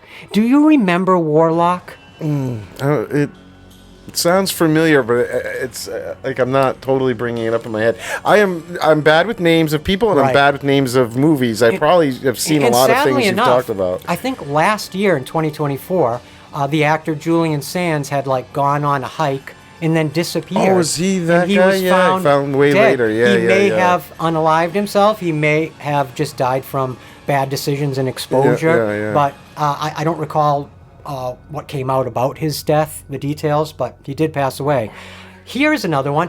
1989, Robert Englund. He parlays his incredible success playing Freddy Krueger to achieve something he really wanted to do, which was direct. And he makes the film 976 Evil that features a really fascinating performance by the actor Stephen Jeffries, who was very memorable from the film Fright Night.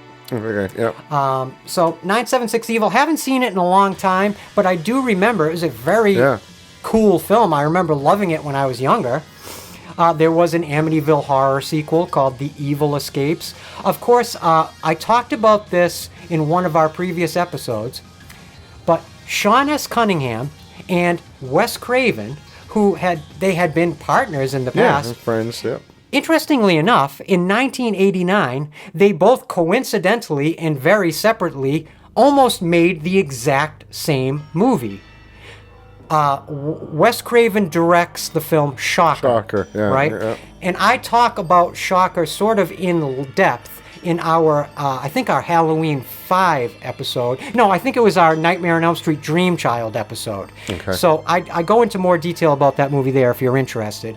And Sean S. Cunningham produces a film called The Horror Show that is ultimately re-released, I think, 4 separate times under 4 separate titles, but one of the titles is House 3.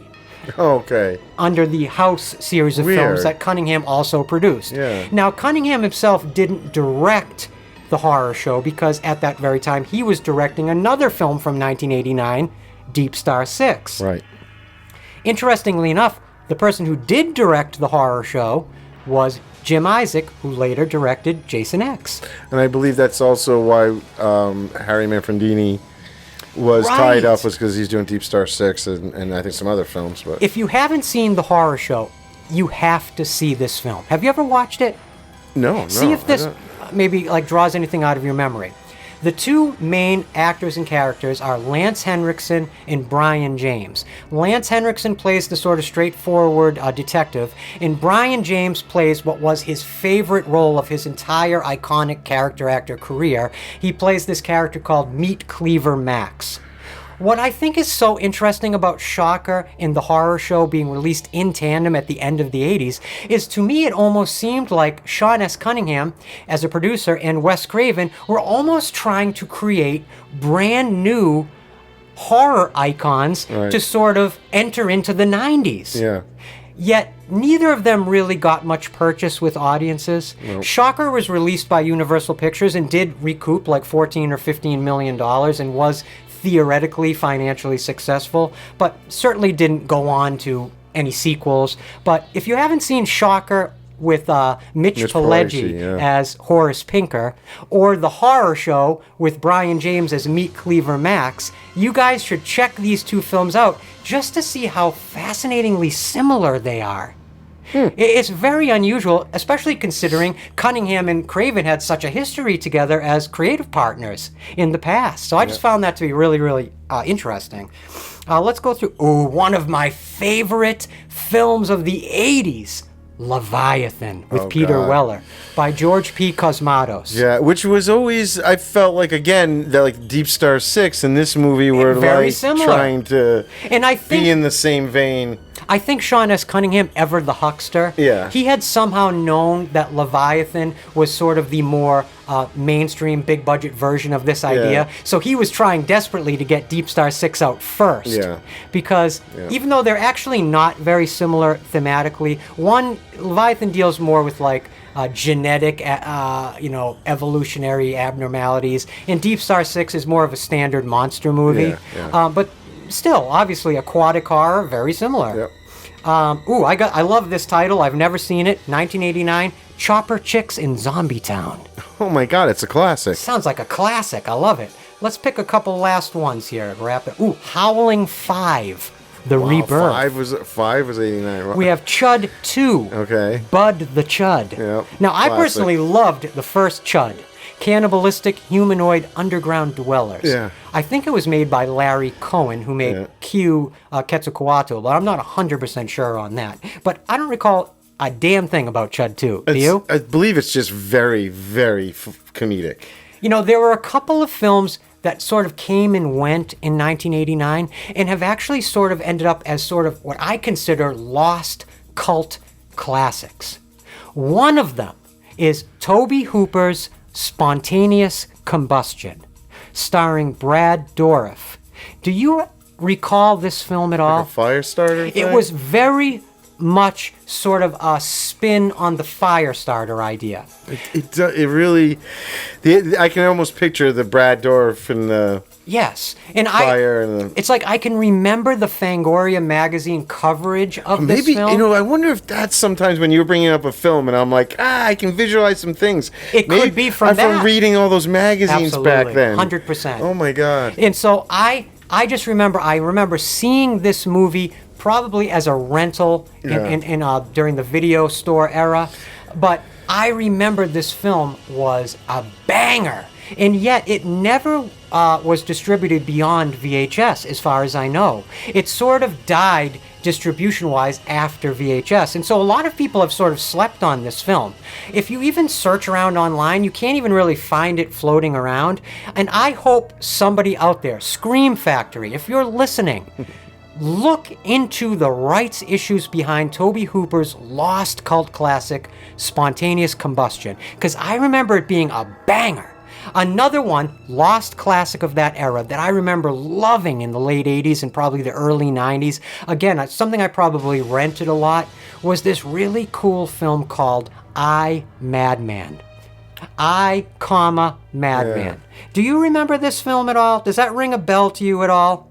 It does. It was directed by Tibor Takas, who was really like a B-movie filmmaker of that era. Yet, I'm telling you right here now. Now, I have no idea if this movie would hold up to like a 2025 standard rewatch, but I remember always holding that film in such high esteem in my teenage years, and the central character in the special effects makeup design that went into creating this character is so iconic, or deserves to be iconic. It's so memorable, I should say. It should be iconic. So guys, if you're out there hearing this and you haven't heard of or seen I, Madman, let's try to get it back into circulation, because that, I'm telling you, is a film that deserves to be revisited. Let's do one more here. Let's do one more. Well, again, more sequels. Silent Night, Deadly Night 3, Sleepaway Camp 3, House 3, which of course was the horror show, and one last one we'll do. Let's see if I can find one last good one. Oh, wow. Hey, this is funny. You didn't just get The Toxic Avenger Part 2 in 1989. 3 months later, you also got Part 3. That's crazy. That shows you how Lloyd Kaufman and Troma work. There's not really like there's not...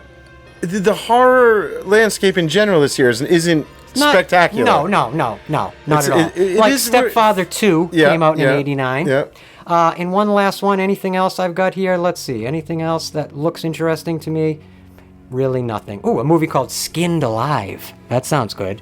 But yeah, even though there's like a lot of, again, it's similar to what we're talking about with Jason Part 8, because a lot of these films I have this incredible nostalgic memory of, but I have no idea if they would hold up to modern viewing.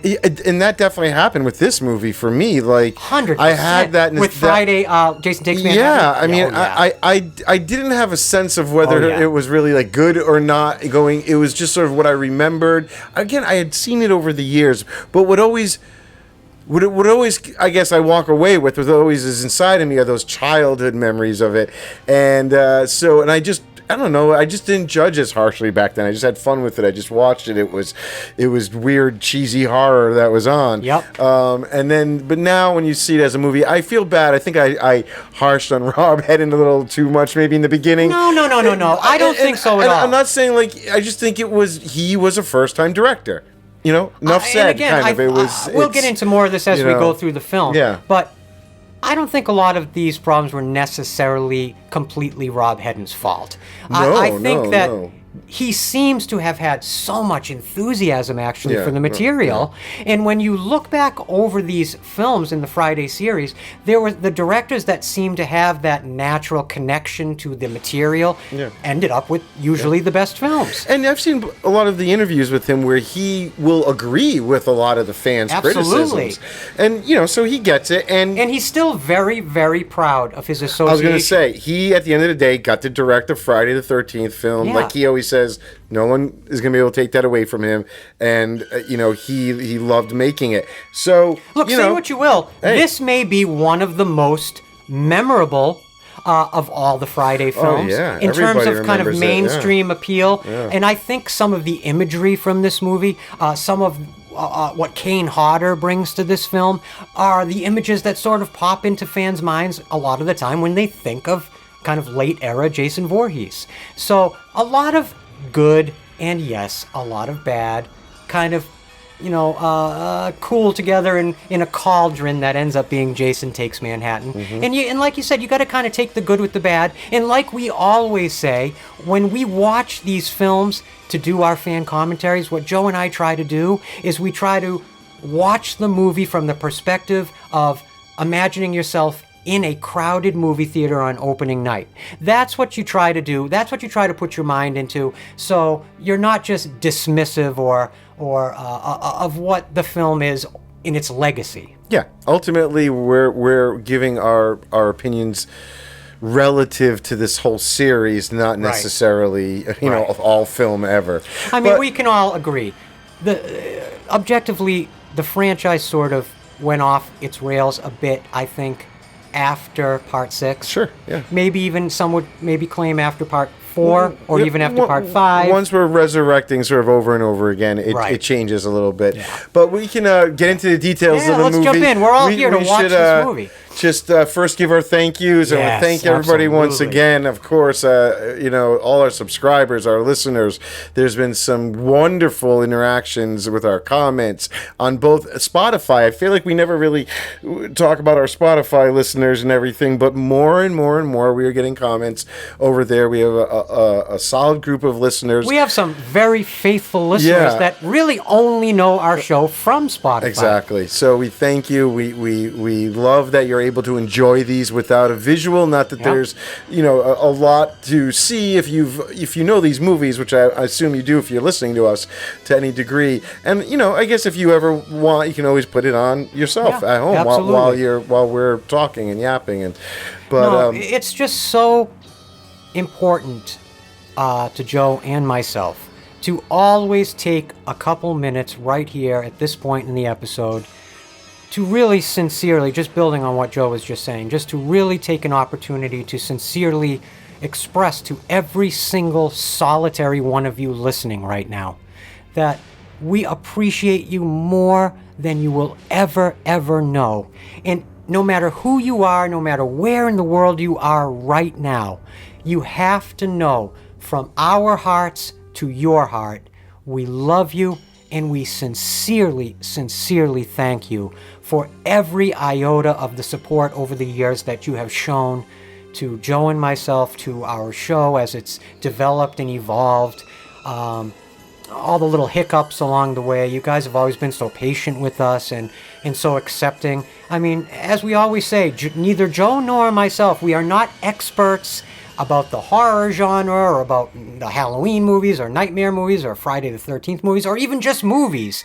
We're not experts in any of this. All we ever want to do is just express our fandom and demonstrate our own perspective on these films that have meant so much to us over all these decades and all these years and have meant so much to us as creative individuals ourselves. This is our way here at Haddonfield Radio to give back and to put something back into the stream in thanks for all this media that we've had to love and hang on to over the years. Am I right? Yeah, no, definitely. Another mission is just sort of like educate a little bit about these movies, not say the same things. I mean, obviously we're going to tell the stories that are classic to the making of these movies, but and try to collect all the different, anecdotal, stories that you hear. But we hope you guys learn something that you haven't maybe heard a million times. Even if it's one thing, then it's worth it. To me, personally, when we go through all our little research and and watching these movies like at nauseum before we watch them with you guys, so we can have these conversations. Just hopefully we give you something a little different than some of the other people. But I'll tell you what, there's a lot of great content creators out there. We are meeting more and more of them. I want to shout out Davey Deathray. Oh, we have been so lucky to come into the orbit of somebody like Davey Deathray, who is such a professional and actually so genuine and so genuinely committed to kind of, spreading the word of horror history and of, all the stuff that's going on now. He's honest. I like that he will definitely voice his opinion of not being happy with the way they're doing something or did something in a movie or within the making of a movie. I'm not saying I just want trash talking, but I don't want people who are always just there to fluff up movies either, If you want to hear the perspective of someone who has a lot of interesting opinions and thoughts about the current status of the Friday the 13th franchise as it stands here in the mid-2020s, Davey Deathray's Instagram and YouTube channel is a perfect place to start, because on an almost day-to-day basis through his live streams, he's been covering a lot of the development of these movies and ideas along the way. So you can kind of keep up with it by following his channel. Yeah, definitely look him up on YouTube. Yeah. It's a little, very different. We're like once a month. He is on social media constantly with update stories, the breaking news, the new leaked images, and so a lot, with a lot of the same subject matter that we're talking about, but on a little more of a daily level. Go check him out. He's great. I love listening to his live streams. I also wanted to shout out someone that has got to be one of the most passionate fans of horror I have ever come across in my lifetime. Now, let me tell you something. I'm not even being hyperbolic here. I am deadly serious. Toronto Freddy. Oh my God. Toronto Freddy. The amazing thing is, I would guarantee probably 9 out of 10 people listening to this know exactly who Toronto Freddy is. I think, isn't that who told Davey Deathray to even listen to us? That may be true. He's so ingrained in like all of the horror talk that's going on out there. He's certainly one of the most well-respected horror cosplayers that are out there right now. And I think he lives in Canada, right? Yes. Okay. Yep. Well, everybody, whether you're in the United States or Canada, all the horror fans that we come into contact always speak so highly of Toronto Freddy. Was it the Toronto that gave it away? Oh, yeah, that's true. I didn't even think about that. That didn't make any sense to me. I forgot. I was wondering for a second. I'm like, wait a minute. It says Toronto in his name. Let me just really bag myself. Because for a hot minute there, I swear to you guys, I forgot Toronto was in Canada. I'm thinking of like Toronto, California. But anyway, we just wanted to say to you, Toronto Freddy, if you're listening, like just about everyone else out there in the horror community, we love you and we appreciate you. Thank you so much for spreading the word about what Joe and I are doing here at Haddonfield Radio. It really means a lot to us. Thank you. And again, it means so much to us. I know the majority of people creating YouTube videos aren't creating 3-hour plus videos. Right, we understand that we are asking a lot from our audience, and it has been nothing but heartwarming to receive such positive, wonderful, reinforcing feedback from so many listeners. It just makes everything worthwhile, all the hard work, when I'm sitting there killing myself trying to write these goddamn intros. I remember that it seems to mean something to others, and when Joe and I, back in October of 2022, started Haddonfield Radio, our number one goal was to try just to create something that would appeal to other fans out there and would bring some happiness and comfort to other fans out there. And that's our really our only goal. Yeah, I mean, not to give too many personal details about the channel away, but this season especially, we've seen some growth, and we're trying a lot of different things in terms of advertising within the YouTube world and all that, and you'll see all various numbers and views all over the place, and we found ourselves actually thinking about almost editing a little bit of these intros that Christian's been writing to try and fit in some of those guidelines, because hey, it's great to get views and get advertising for your show and all that, but then what, at the end of the day, today we kind of just it's not about that. We're not editing anything we say or do, and if it gets advertised, great. If it doesn't, it doesn't. It's about us doing what we have always tried to do for you guys, and making sure that you guys are getting sort of this unfiltered us, really. When the consideration started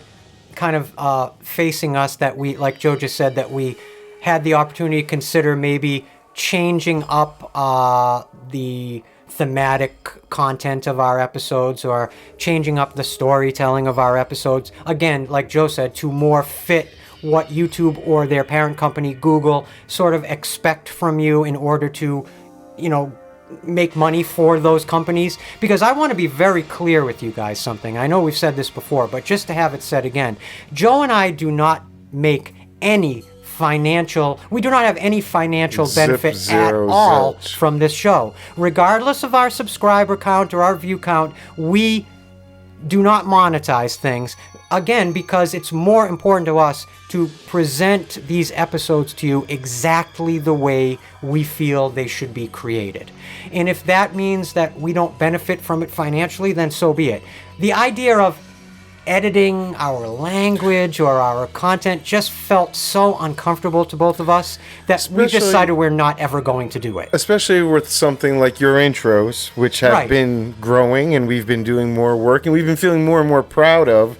Suddenly we found ourselves almost trying to pull back on them, and it didn't feel right. No. And so, as long as you guys... I hope you guys agree. I think Christian's intros, I mean, come on. This season, we've been stepping it up. I try. And we've been trying to sort of bring you, embellish you, or look, I think in that world, in that whole world that this we're creating. season, I think some have been better than others, but I will say I do put my entire heart and soul into trying to come up with these introduction sections that set the table for the episode and kind of draw you into the episode in exciting or scary or freaky or spooky ways, or just informative ways.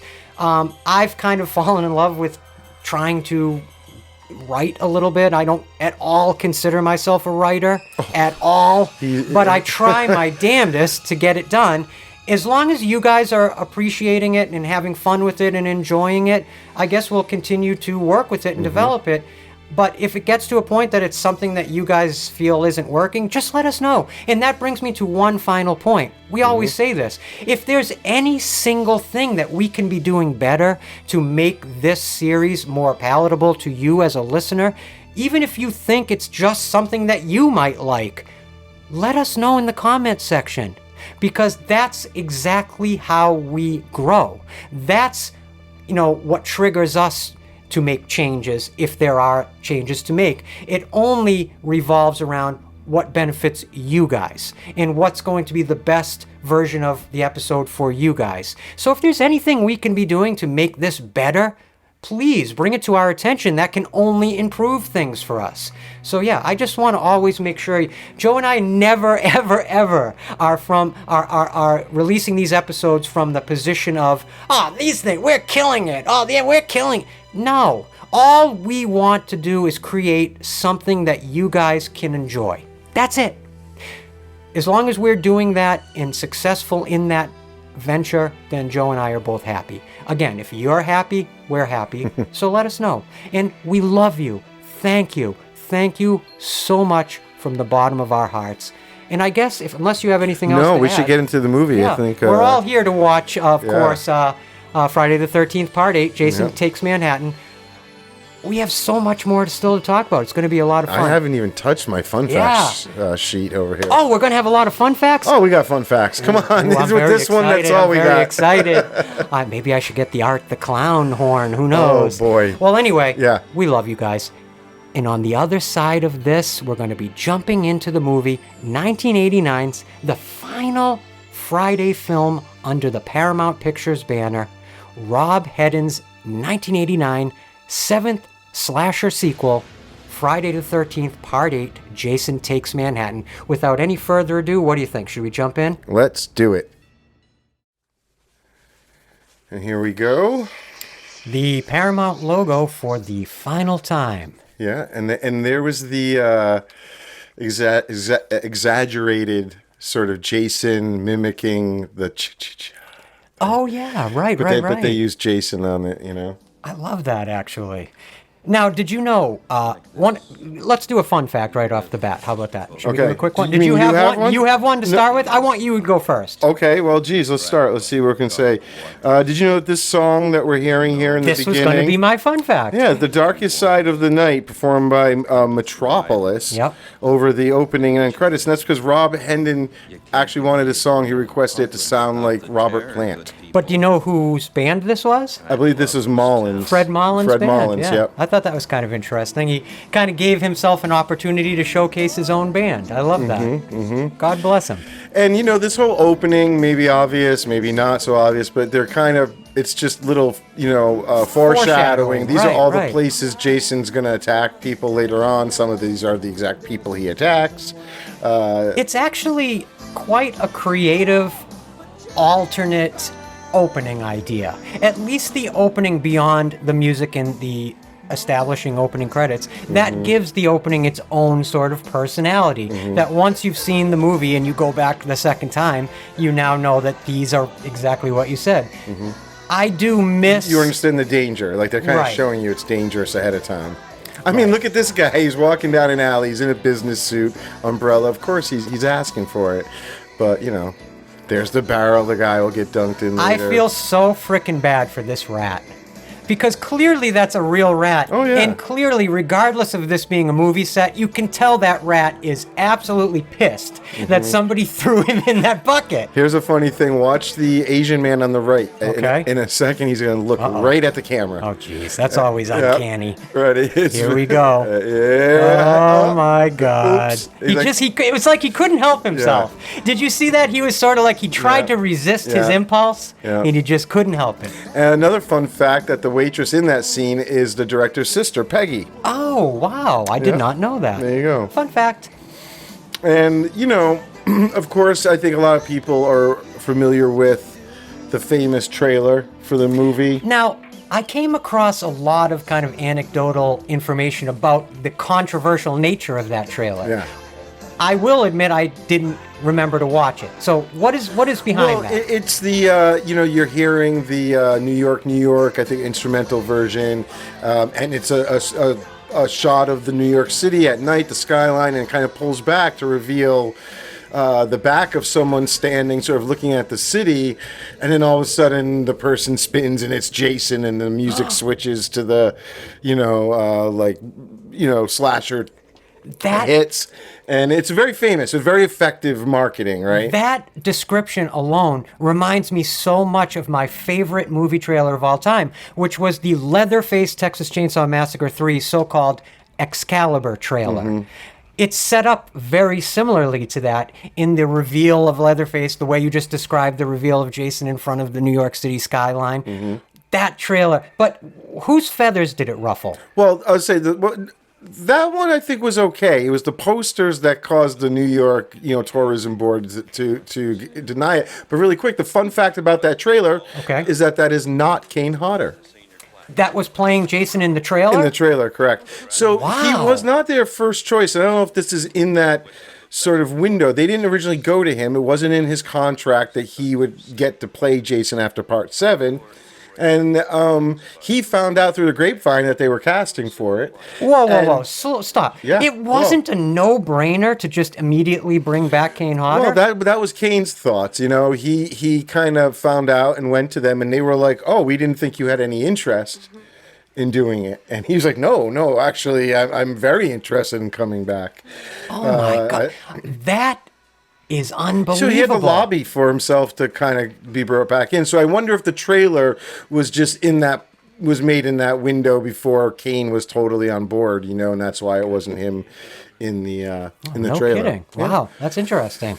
Yeah. And going back to that Leatherface Texas Chainsaw 3 trailer, the Excalibur trailer, I actually think the same thing. It wasn't the same actor from the movie that played Leatherface in that famous trailer. Check that trailer out if you guys haven't seen it. It's a banger. I'm sorry, it's bugging me the whole time. I'm not going to stop looking at the wonderful art by Mike. I have to just... it looked like it was falling. I had to fix it before it fell. Sorry. You guys get to now visualize all the foibles we usually hide from y'all. We are in our live stream set. We decided to move over there now that we're going to be on camera. If any of you guys have ever watched any of our live streams, this is exactly where we sit. This is truly the basement now. Yeah, we are literally in the center of the basement. So this was, again, in a weird way, going back to the idea of electricity is sort of always the which I really like. It is. But, I'll say one interesting thing I heard Rob Hedden talk about was that he believes that Jason's sort of immortality, his resurrections, are... It's more him in control. Like, he will come back when he wants to, and this is just the way that desire of his manifests, physically to bring him back. Like, something will happen because he, at times, is actually the one who sort of, he comes back when he wants to come back. Is basically what he was saying. I like that alternate sort of explanation for the supernatural aspect. Yeah, it won't be just him popping to life. Something will happen, but it's out of his desire, Right. And here's the young man telling the legend of Jason that, get everyone up to speed. This actor always reminds me of the guy from the new Stranger Things show, the brother who died of the redhead. Yeah. I don't know. He just has that sort of similar vibe to me. I think one of the aspects of Jason Takes Manhattan that impressed me, a lot of the actors, I don't know if you would agree with this, I think a lot of them are cast really, really well this time around and have kind of a timeless quality to their look where they don't look to me as dated as some of the other performers that based on the... We have a memorable group again. Yeah, I would agree with that. I would absolutely agree with that. Now, I thought they missed the obvious joke here was to have them screwing on the boat, and the motion of the boat is what tugs the anchor into the electrical thing happen. Just the old screwing, young people screwing. I love this idea. Still, messes with Jason. I don't know. There's a really funny outtake from this scene. With Kane Hodder, when this girl is hiding in the storage compartment and then the lid slowly opens and you see Jason in a minute. There's an outtake. It's online. It's in the documentaries, I think, like Crystal Lake Memories and stuff. And Kane Hodder put on a full strap on. So you see the lid open and Jason's standing there, but he's got this giant phallic object coming out of his pants. I'm going to tell you what, from a 2025 standpoint, the intimacy coordinator on set nowadays would have a real singular problem with that. There's a lot of things that... That right there would have got Kane Hodder frickin' canceled. Let's just not to put too fine a point on it. But I love that is like part and parcel that type of the nature of being on a film set. Sure. The hijinks. Yeah. You can't get away with any fun anymore. And Kane, they said especially, was just always very lighthearted, in a good mood, joking around. Later, when they get to that disco room, there's some footage, I guess, of him in full Jason makeup doing disco dancing and stuff. I just want to bring up something I was thinking about. Right then and there, they just introduced Jason's hockey mask. Again. Now, of course, even though we saw this mask be destroyed in the last chapter, not only is this not just a standard kind of 1970s style hockey mask, it has the mark, the cut in it. I know. So here's what I was thinking. Yeah. In Halloween 4, remember, you see Michael Myers in the hardware store, and he grabs a Michael Myers mask, quote unquote. Yeah. I almost wonder, is by this point in the metatextual version of the reality of the movie, if there wouldn't be such a thing as a Jason mask. I think you've put more thought into it than Rob Hedden did when he wrote it. I think, yeah, I think they didn't even think about it. I think it was just they had to get the mask back in his hand. So this kid is gonna, telling the tale, and he'll have a mask. But your version, definitely makes sense and fits the story way better. It's simply because that axe mark or the hatchet mark is in the top corner of the mask. Of course, that makes it extremely uncanny that mask would be even used as a prop, unless it's being sold as a mass market Jason Voorhees, like we would see like a John Wayne Gacy mask or something like that. You know what I'm saying?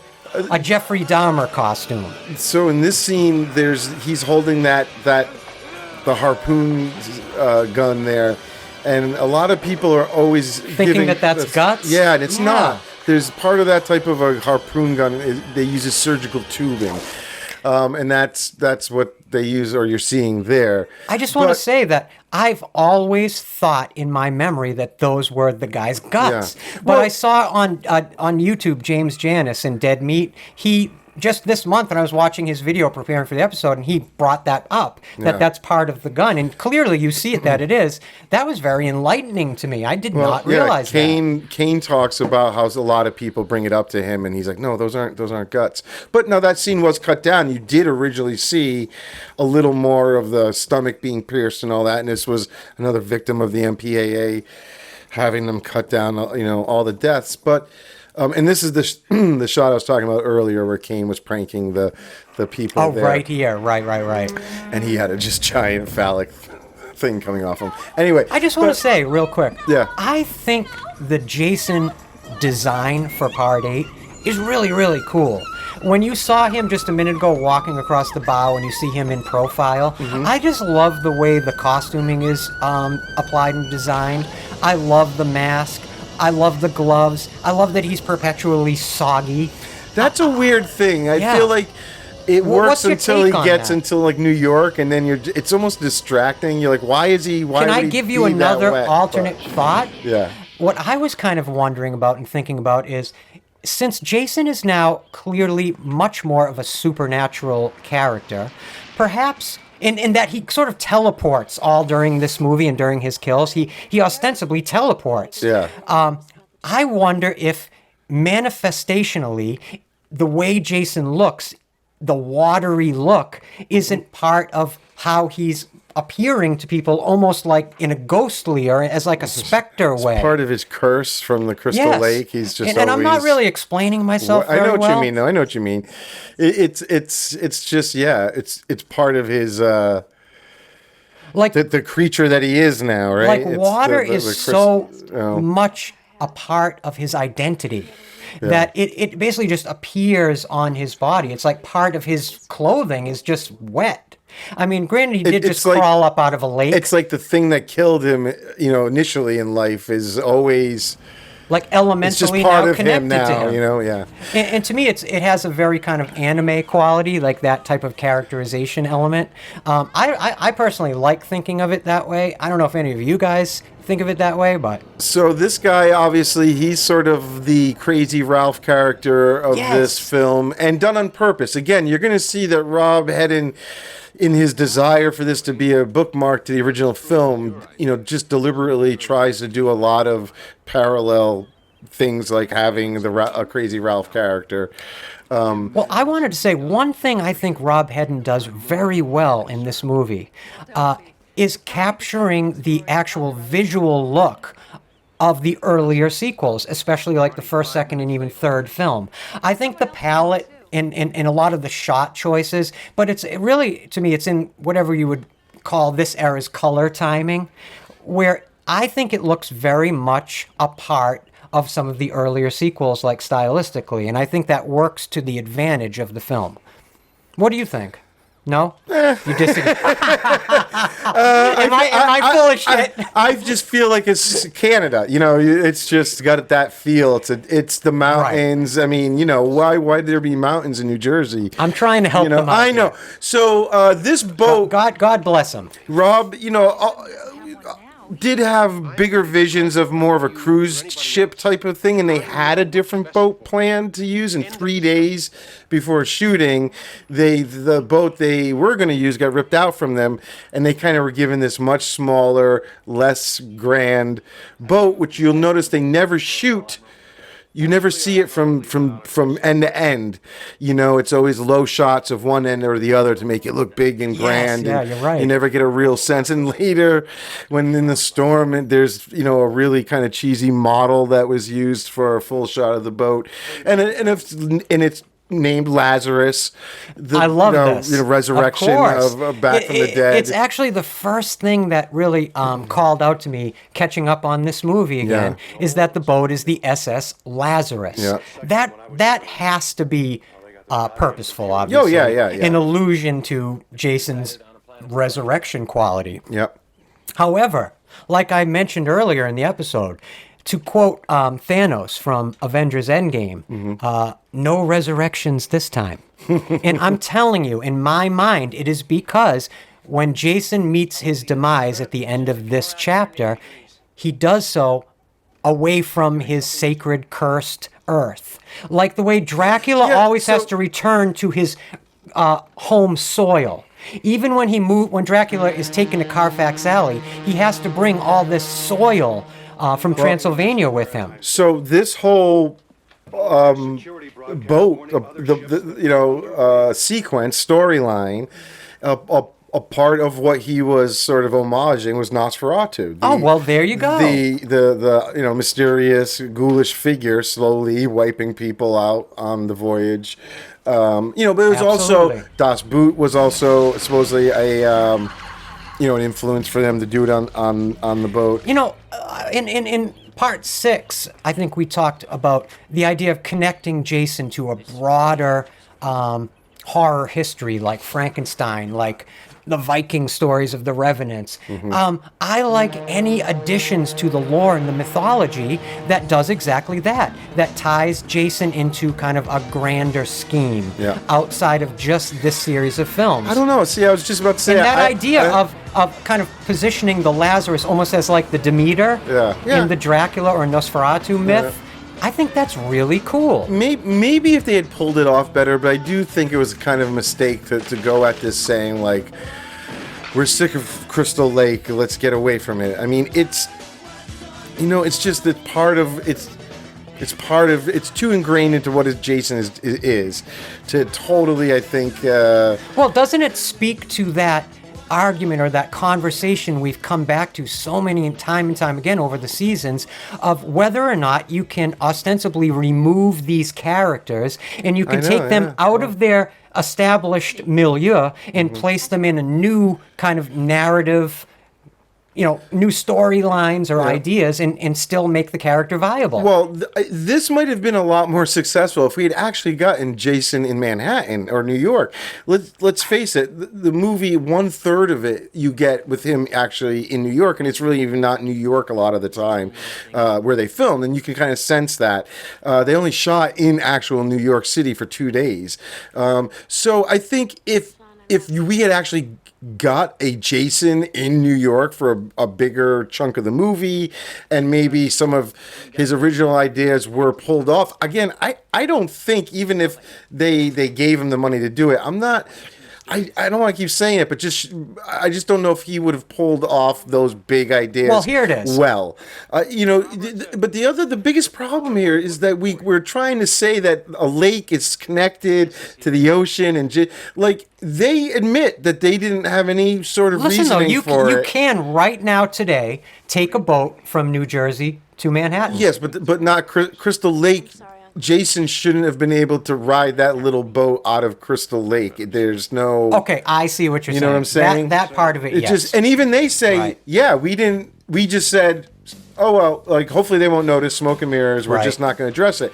And I think, you can't assume your audience is too stupid for anything, especially that big. So, again... I don't know how you'd have to find a different way to get him to New York, but if you're going to put him in New York, then put him in New York. Don't say we're getting Jason in New York and then have so much of this movie take place on a boat. And even worse, I think what works against this film's legacy decades later is all the different anecdotal evidence you can find of director Rob Hedden talking about all these elaborate, incredibly campy and fun ideas that he wanted to objectively film, I guess, in New York City. Yeah. And he posits that even at $5 million as a price tag, which for the Friday franchise was a big step up, it still wasn't enough to ensure the ability to be able to shoot on the streets of New York City for an extended period of time. I mean, it's just too expensive and too complicated. He wanted chases over the Brooklyn Bridge. Yeah. Everything. And so it was a lot of that would have just been... Wouldn't you have loved to have seen that, campy or not? If it was done, if it was done well, of course. I would. That's what I'm saying. Like, to me, it feels like it was a mistake to take him out of Crystal Lake, mainly based on this and the results. And but could it have worked if it was pulled off in a different way and maybe by stronger filmmakers? Maybe. I find it very interesting. Somewhere along the way, I read this thing that I think it was either Lar Park Lincoln and another actor actually both wrote Part 8 screen stories or screenplays and actually tried to give them to Paramount Studios or to Mancuso Jr. with the idea of being developed into the 8th sequel. Do you know anything about those ideas? Before it even got to Rob Hedden, John Carl Buechler, the director from Part 7, was developing his own where they were going to bring Tina back facing off after she's released from an insane asylum. Okay. Right? But... And then at the same time, like you said, Lar Park Lincoln was also writing with her husband, of course, an alternative screenplay which had Tina working as a psychologist for troubled girls. Which sounds again a lot like Dream Warriors. And then the male lead from New Blood, Kevin Spiratus, he also wrote a screenplay where he recast the events of the New Blood into a long dream with his character Nick Rogers as the killer. And I'd also had read at one point that Lar Park Lincoln was trying to get more money if she was going to come back. So basically, I think none of these ideas were strong enough for Paramount to go with. They, didn't want to give in to more money for actors, and they just walked away from all of that. Doesn't it make you laugh, though, to think about the following thing? All through covering these movies, you always hear these anecdotes about they had to obscure the name of the movie to get the actors to audition or not let them know. So before these actors film, they turn their noses up at Friday the 13th. Right. By the time they've made one of the movies, now they're trying to write the next chapter. That's crazy, right? They're so invested by that point, they're literally trying to write their own next chapter. Doesn't that strike you as funny? Oh, very much. Fun fact, the guitar that this actor was using, right there, Jason used to kill her, the director still has, and you can still see some of the blood stains on it from the scene. He seems to have kept a few things from the movie that he likes to still show off at times. Oh, yeah, absolutely. It always makes me sad when I see older movies and there are either dogs or cats in the older movies. Like, here's a movie from 1989, and we just saw that adorable dog. That adorable dog no longer exists. Nor do some of these actors. Before it goes by, I want to point out that this was actually probably one of the cooler cinematic things that they do right here. They had to reconstruct this part of the boat because you're going to see the camera go through this porthole right here. But that porthole isn't big enough for a whole camera. I did not even notice that. So what they did is those walls, there's a slit right down the middle, and right as the lens pokes through the hole a little bit, the walls got pulled away, and then the cameraman keeps walking into the room getting the shot. That's a very elaborate shot for a first-time director. And don't you think that's incredibly impressive, practically? I think where a lot of the other Friday the 13th movies, the filmmakers get wrapped up in like the gore and the makeup effects and all that. Rob, this movie's more about just special effects. Do you know what I mean? Yes, that's a very good point. I like that. And I feel like this is the first group that kind of assumed the MPAA would just cut them down. Well, and although they did Rob get Hedden, censored, he says that. Yeah, that they didn't go overboard. Like even when you you see the deleted scenes of kills that were cut down. There's not that much. Like they did have to cut some stuff, but they also didn't shoot a lot more gory stuff because they assumed it wasn't. That's why I think their spectacle was trying to come from other things.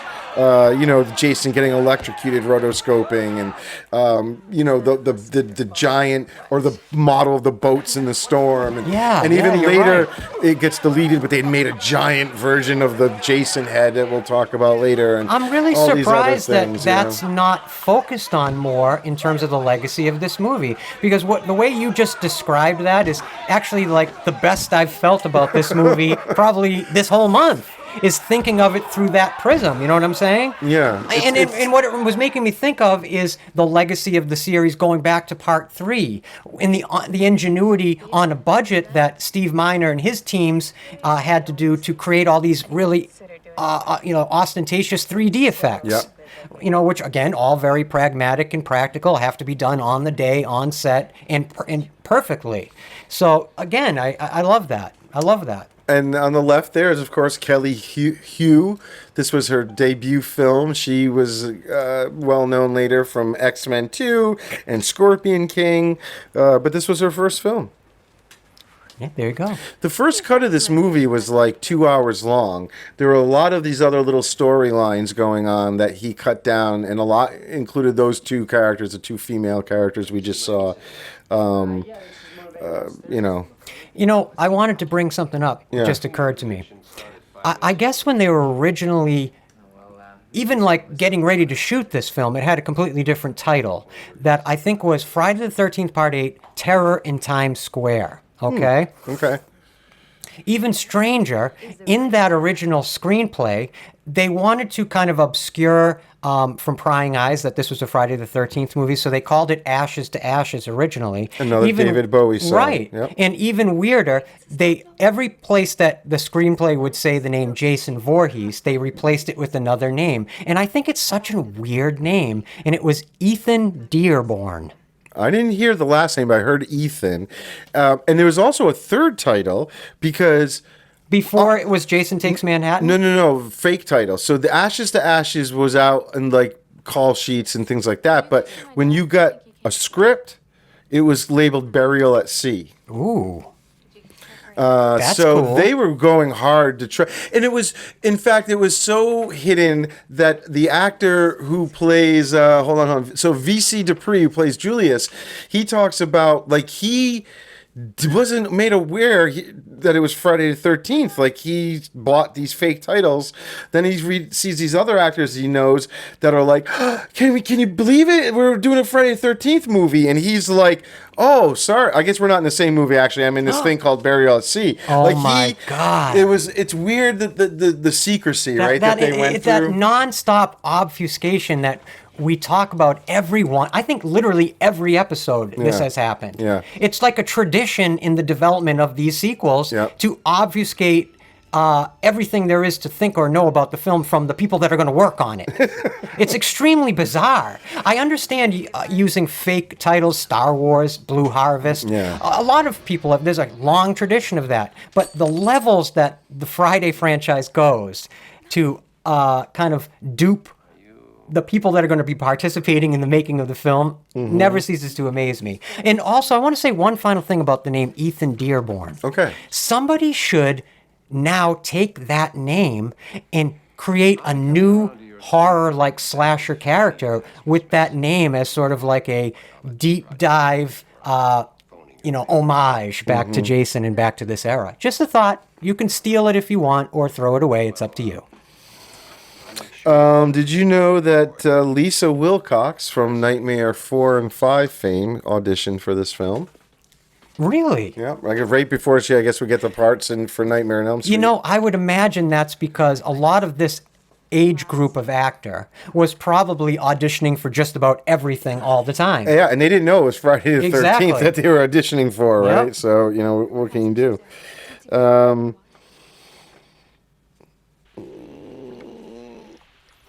So did you know? So the male lead. Hold on. I'm going to back up. The sauna scene here is one of those scenes that was added after they shot principal photography and they realized they needed more kills. Okay. So this was just sort of added afterwards. I believe Rob actually used a camera himself, or it was like a small crew basically. And it kind of like, I think there's a continuity problem, something with the door not leading to, or you don't see the door in the other shot, and it just like here, or I don't know, something doesn't make sense about the doorway to people. But doesn't something about this sequence also sort of give you Halloween 2 vibes? Oh, sure, yeah. It absolutely gave me Halloween 2 vibes. Even the way the shots are done, the POV shot going towards the door. I'll give him credit for trying, the old, like, gotta try and find new ways to kill people, like a sauna rock, a guitar.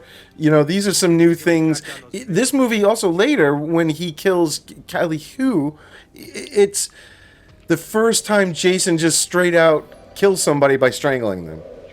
In the entire history of the franchise, huh? Or up until this point, anyway, I would say. Wow. Where he just literally strangles them and then lets go. No piercing of anything or cutting or slicing, I'll tell you, that is in its design and in its idea, that's a banger of a kill right there. Oh, yeah, of course. Yet, if you watch, Kane puts that heated rock into his stomach, and then when it cuts to the wide shot, it's like up in his chest. Another continuity. Yeah, it doesn't bother me, but it does stand out a bit. All movies will have some, but this one in particular. This is what I mean. Like, it's those small things. There's too many things, I feel like, in this movie that were just sort of, who will notice type of stuff. And it all builds up. I think it all does matter at the end if you're going to do that a lot. Whether it's literally just continuity within your filmmaking like that, or you're saying we don't need to explain why Jason is getting from point A to point B. It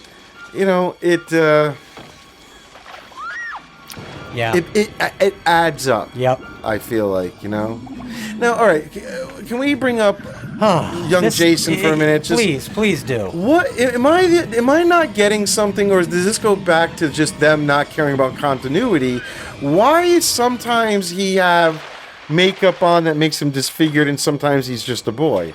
Okay, from a pragmatic standpoint, my guess would be it was going to be too much of a pain in the ass to do the prosthetic makeup effects on some kid for this chapter.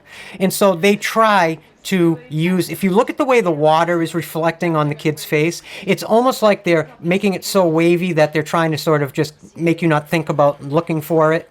That's just my thought. Yeah, but there's other shots where there's clearly a kid made up, and then but when they flash back to his original death, yeah, when it's supposed to be like the 60s, no, it's so bizarre. He's just a kid. Even clearly they established in the first movie he's disfigured when he's drowning, and this is he's supposed to keep. Rob keeps talking about this being a bookend to Sean Cunningham's. He loves Sean Cunningham's. He respects.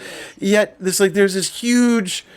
I feel like I'm missing something with the intention of the makeup on the child, when sometimes he has it, sometimes he doesn't, or they literally just didn't put it on him sometimes. I don't. Yeah, it's so inconsistent. I'm confused. The only thing consistent about the depictions of young Jason in this movie is their inconsistency. Do you know what I'm saying? Yeah. And it's really sad because it's such a thematic and visual, more than anything else, missed opportunity. Yeah. Where if it had been done right and done well, it could have been one of the most memorable aspects of this particular chapter. Yeah. And I think there is a moment, we'll get to it during the climax, that I know a lot of people don't like, but of all the stuff relating to childhood Jason in this movie, there is a moment that I think does work well. But I'll point it out when we get there. Mm-hmm. But 99%. This reminds me very much of Freddy as well. Yeah. Also reminds me of Pennywise. Well, let's remember, he wanted to make Freddy versus Jason originally. I think everybody kind of probably wanted to make a Freddy movie, right? Now he has the makeup on. That's he has what I'm saying. The disfigured eye. And he almost has mottled skin, like he's a corpse. Yeah. Like this is after he drowned as a child. I don't know if it's supposed to be a difference between like why? So it's almost like, why does she even? I mean, she was traumatized as a kid, right? Okay. She supposedly sees him under the water as a kid, right? And that she's messed up from that, so she's hallucinating in a very these things. inconsistent way based on, and I'm talking about the character here in universe. Here's what I'm thinking based on what you were just bringing me into there. These interpretive visions or images of Jason as a child that she's seeing are mixed with a melange of her own childhood trauma, and therefore what she's actually visualizing isn't necessarily really Jason or imagery of Jason as a child, but it's her own psychic projectional interpretation of the mythic quality of what happened to Jason as a child, juxtaposed against her own trauma, that is creating these inconsistent images that are all basically pushing towards a specific theme psychologically that's self-reflexive for her. But then again, if you look at it that way, the imagery doesn't need to be consistent because it isn't a specter of Jason's childhood. It is a visualization of her internal torment more than anything else. You can explain does any those of that track? It does, except for the beginning. When we're getting a flashback and when the dude's just telling the legend of Jason, like why isn't he disfigured in that flashback like he is in the original movie? I think if maybe it had been done more elegantly as a film, at the beginning when the guy on the boat is telling the story of what happened to Jason, that should be you're seeing young Jason, a memory of the actual event, okay? Yeah. And that should have been the establishing visualization of the character that would have carried through her visions if they were doing things correctly. Well, it wouldn't involve her. Her vision comes from seeing him as a child. Either way, my ultimate point was like if this whole movie young Jason is always being seen as a hallucination by her, then there's at the very end, does that just mean even that is a hallucination of hers and that Jason was literally just disintegrated actually, or he's just dead there? He didn't actually turn into a boy. Like, why would that happen in real life if this whole time it's just been a hallucination to her? No, you know what it is when I start thinking about this, it's like, you know what it is? It's so similar. What we're doing right now is not dissimilar from the frustration both of us have felt every time in prior episodes that we've been watching these movies and trying to understand the timelines. I don't think there is a explanation for it. I don't think they thought about it that much. But that's not fair to an audience that has made you $200 million in 10 years. Of course. You know what? That's not fair.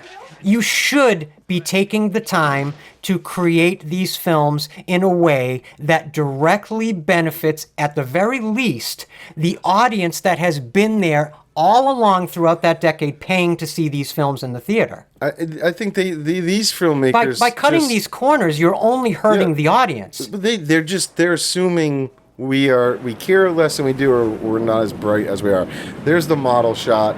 I think it's awesome. What do you think? I love model shots. It fits in with the 80s aesthetic. Yeah. Another fun fact: this scene. Fun fact: the actress was very nervous about getting nude, even though she's kind of obscured here. So the director, Rob Hedden, put her at ease by stripping down and running and going in the shower himself to be like, hey, no big deal. Of course, he didn't know the cameras were rolling, and then that footage made it into the dailies, which ended up at Paramount. And you can see him. It's all over like documentaries and stuff where you can see him. Again, I must interject and say, as the intimacy coordinator for this film, can you imagine that these days if a director just dropped trow and hopped in the shower with the leading actress? Yeah, she wasn't in there. He was just showing her the shot. Like, you can't see you that much. Look at me. And you can see his pants are down around his knees. Good and Lord. I know.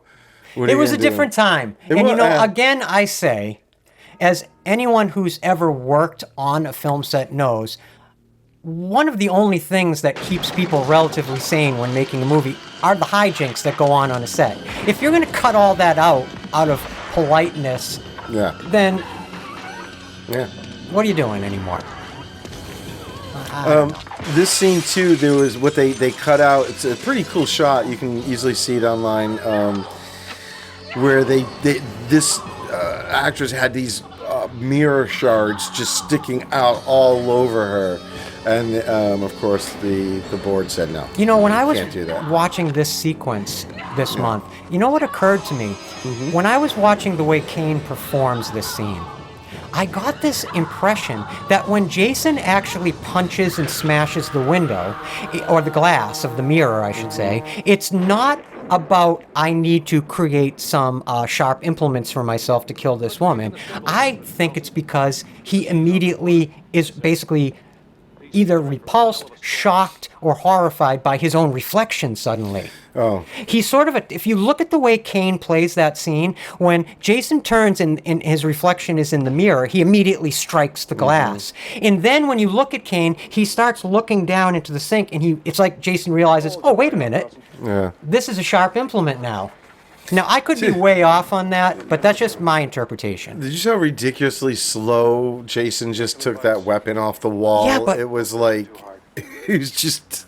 But so much, we were talking about this before we were recording, so much of Jason's mannerisms in this film are very methodically slow, but almost in an odd way, like a little bit of an off-putting way. I'm not saying anything against Kane's performance.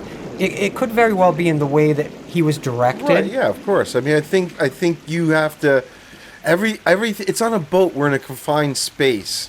Right. Everything has to move a little slower, or it's going to seem weird if you know, we're just not in a crazy action-packed type setting. But you see, like, everything's a little obscured, like the kill here and stuff. See, they're not going for... But I really like this kill. Oh, no, I just mean, like... But Because you know, at least it's cinematic. Yes, but they're not worrying about a gore factor anymore, like in previous Friday the 13th, well, I think what you're seeing there is Rob Hedden reacting to everything that had happened to the past and previous filmmakers, they knew. And he's trying to create or stage these kills in a way that gets around the MPAA. Yeah. And that one, I think, works like gangbusters. You know, looking through the rainy window, I thought in the lighting, I thought it's awesome. I really, really cool. So, you know, this actor right here, Scott Reeves, he wasn't the first choice. There was a different actor came in and shot for like 2 weeks. Okay. And they didn't like him. The producers in the studio kind of felt like there wasn't really chemistry with the lead actress. And they cut that guy pretty quick. And you know, he's even been interviewed and said that as soon as the PA came and said the producers want to talk to you, he's like, I knew I was getting fired. But there is one shot later on, I'll try to remember to point out, that was left in the film where it is still the original actor. But so this guy, Scott Reeves, was brought on afterwards. I did not know that. It's really interesting. Again, if you notice too, a lot of the kids, the other students, you know, they kind of slowly just disappear. Like the main group we see Jason kill, but slowly the others go away, and it was mainly a budget sort of thing. They just couldn't keep paying extras but the idea is that also Jason is killing them. We're just not seeing it. You know, every kill. Right. We're sticking to the main group that we're going to follow throughout the movie, you know. And I love the camcorder kid. Everyone remember? Do you remember having that camcorder back then? I'm glad you brought that up, because I was thinking about that earlier. Yeah, I mean, it's exactly what I remember getting when they first, you know, started coming out. And the VHS door would sort of open on the side. Now, I literally used my parents' VHS camcorder so religiously that I literally like wore out the little gears that run the tape. I mean, I was playing with that camera every single day from the day my dad brought it home and probably till the day the thing just refused to work. And shooting every little thing. We used to film every family gathering, everything. It was a big deal. Yeah, it really was. And now look, every minute of every kid's life is fully captured on video now. I mean, but back then at that time, when those camcorders came out, as any creative person will attest to, that was so exciting. You could actually, even in your own just in your own imagination, you could make a movie. And then you could hook up your 2 VCRs and actually edit. Yeah. It was what an awesome time. And the camcorders were great to edit with because they had flying erase heads. They were called. Wait, what is it? What is that? You could if you used to try to edit sort of with the VCR to VCR, there'd be like a little fuzz almost every time there'd be a cut. You try to, but if you use your camcorder with the VCR, you could get the camcorder would do nice clean sort of like edits for you. Wow, I love that. See, I wasn't that sophisticated. You were like 10 levels above me at that age. And with the two VCRs, you only had one chance per edit. Yeah. Or else you had to start from the beginning again. Yeah. Not just the beginning of the shot. Yeah. So let's talk a quick minute about Peter Mark Richmond. Yeah. As I was watching this movie, I was like, man, now this guy is one of those actors that must have been in at least one episode of every television series throughout the 70s and 80s. Exactly. All those old shows. And I think for a while, he had a reoccurring role on that popular show Dallas back in the 80s. But yes, he had done Twilight Zone and like Outer Limits and all those... Knight Rider, all the episodic stuff, a lot of sci-fi, fantasy stuff. Can I give you guys a little quick stuff? Fun fact about Joe? Oh, boy. I don't know if Joe's ever revealed this to you guys, but Joe is a Knight Rider obsessive. He is in love with that car. What was his name? Kit? Kit. The And Knight I Industries think he 2000. might even have a you. little something for Michael Knight, Hey, listen. David Hasselhoff. Listen, there are about 5 guys in this world that if they pulled up in front of my house with a motorcycle or a Trans Am and said, get in, I'm not telling Or you like, where we're going. get on the back of my Get on bike. the back. I'm getting on the back. The apocalypse is coming, I'm, Joe. I am going with Michael Knight, Sawyer from Lost, dude. If that guy, you know. Can I ask you a quick question, Knight Rider specific? Yeah, let's do it. Why not? Am I imagining or remembering this wrong? Did Michael Knight call to Kit with a watch? Yep. Oh my God, I remember this. He had a little communicator watch. I love that. Yeah. And yes, and he was in Knight Rider as well. No, you have to admit, you love Knight Rider. I do. It's one of my favorite shows as a kid, and I love it. I love it. I love it. The one thing I want to say, just going back to Peter Mark Richmond real quick, boy, oh boy, with a face like that, and I'm not slighting him at all, you really can't play a quote-unquote good guy or a gentle character. You're always going to play either some sort of heel, some sort of, stingy uncle, or something negative connotation for a character. Because, I mean, look at him. He's perfect for that. He's creepy. Like, even, I saw him in some interviews, and he talks about the scene where the student was coming on to him in the bedroom. Remember earlier, the girl? Yeah. Sure sets him up for the video. Yep. And he's like very creepily talking about how excited he was with that girl crawling all over him in that scene. I was like, okay, take it easy, man. But hey, look, I just want to take a quick official moment here to address something that I probably should have addressed a little earlier. I just want to be right up front and say, if I was to put one person at the very top of my Friday the 13th Part 8 crush list, oh boy, it would be 1989 Kelly Hu. Good. She is frickin' adorable. She is. Am I wrong? Nice. I'll tell you what, doing research for this, She has beautiful hair. The lead, Jensen Daggett, seeing her more current interviews, she's beautiful. Oh, I have a little crush absolutely on her. gorgeous. So, didn't really, the movie I didn't get so taken by her, but then I'm watching these interviews like, whoa! I'm sorry, think, did we really... Look at her right Anyway. here. Yeah. Kelly Hu's at this age, and I'm sure even to this very day, is just one of these magical human beings that, without a hint of makeup or anything or any fuss, just is absolutely objectively gorgeous. And she actually does the stunt here. Like, Kane talks about how he had to go up to her and be like, okay, I'm going to, like, have to lift you up by your neck and throw you to the ground, but you can't, like, stop your fall. You can't break your fall. You have to, hit the ground hard. You're going to have to hit the deck. And yeah, so this is the only strangle supposedly for Jason that we've never seen him just straight out strangle somebody. It does. It occurs to me. I can't think of any other moment where that's happened. That's very unusual. And to me, it's the fall that sells this death. The way she hits the ground really hard. It is brutal. Let's see. Is it about to happen? Yeah, right here. Boy. Oh! Right? That's but that rough. sells it. I know. It's I great. mean, it's perfect. It's Exactly. the perfect, what's the word I'm looking for? Like the exclamation point. No, there's no blood in this kill. There's no, and But that gives you that thump. visceral Yes. reaction. Yeah, it's like the Wow. worst part of the whole thing. Super effective. Yeah. So yeah, there's so much of this movie takes place on this boat, and they originally sold it to him as New York, and they did like he thought, okay, yeah, like 75% of the movie, and then they're like, no, actually we don't have the budget, and then he's like 50% of the movie, and they're like, no, yeah. we don't have the budget for that, and like a third, and I'm like, I guess it's like a third, but. He agrees. The director agrees that there wasn't enough New York in the movie at the end of the day. I mean, look at how much proverbial setup there actually is in this film.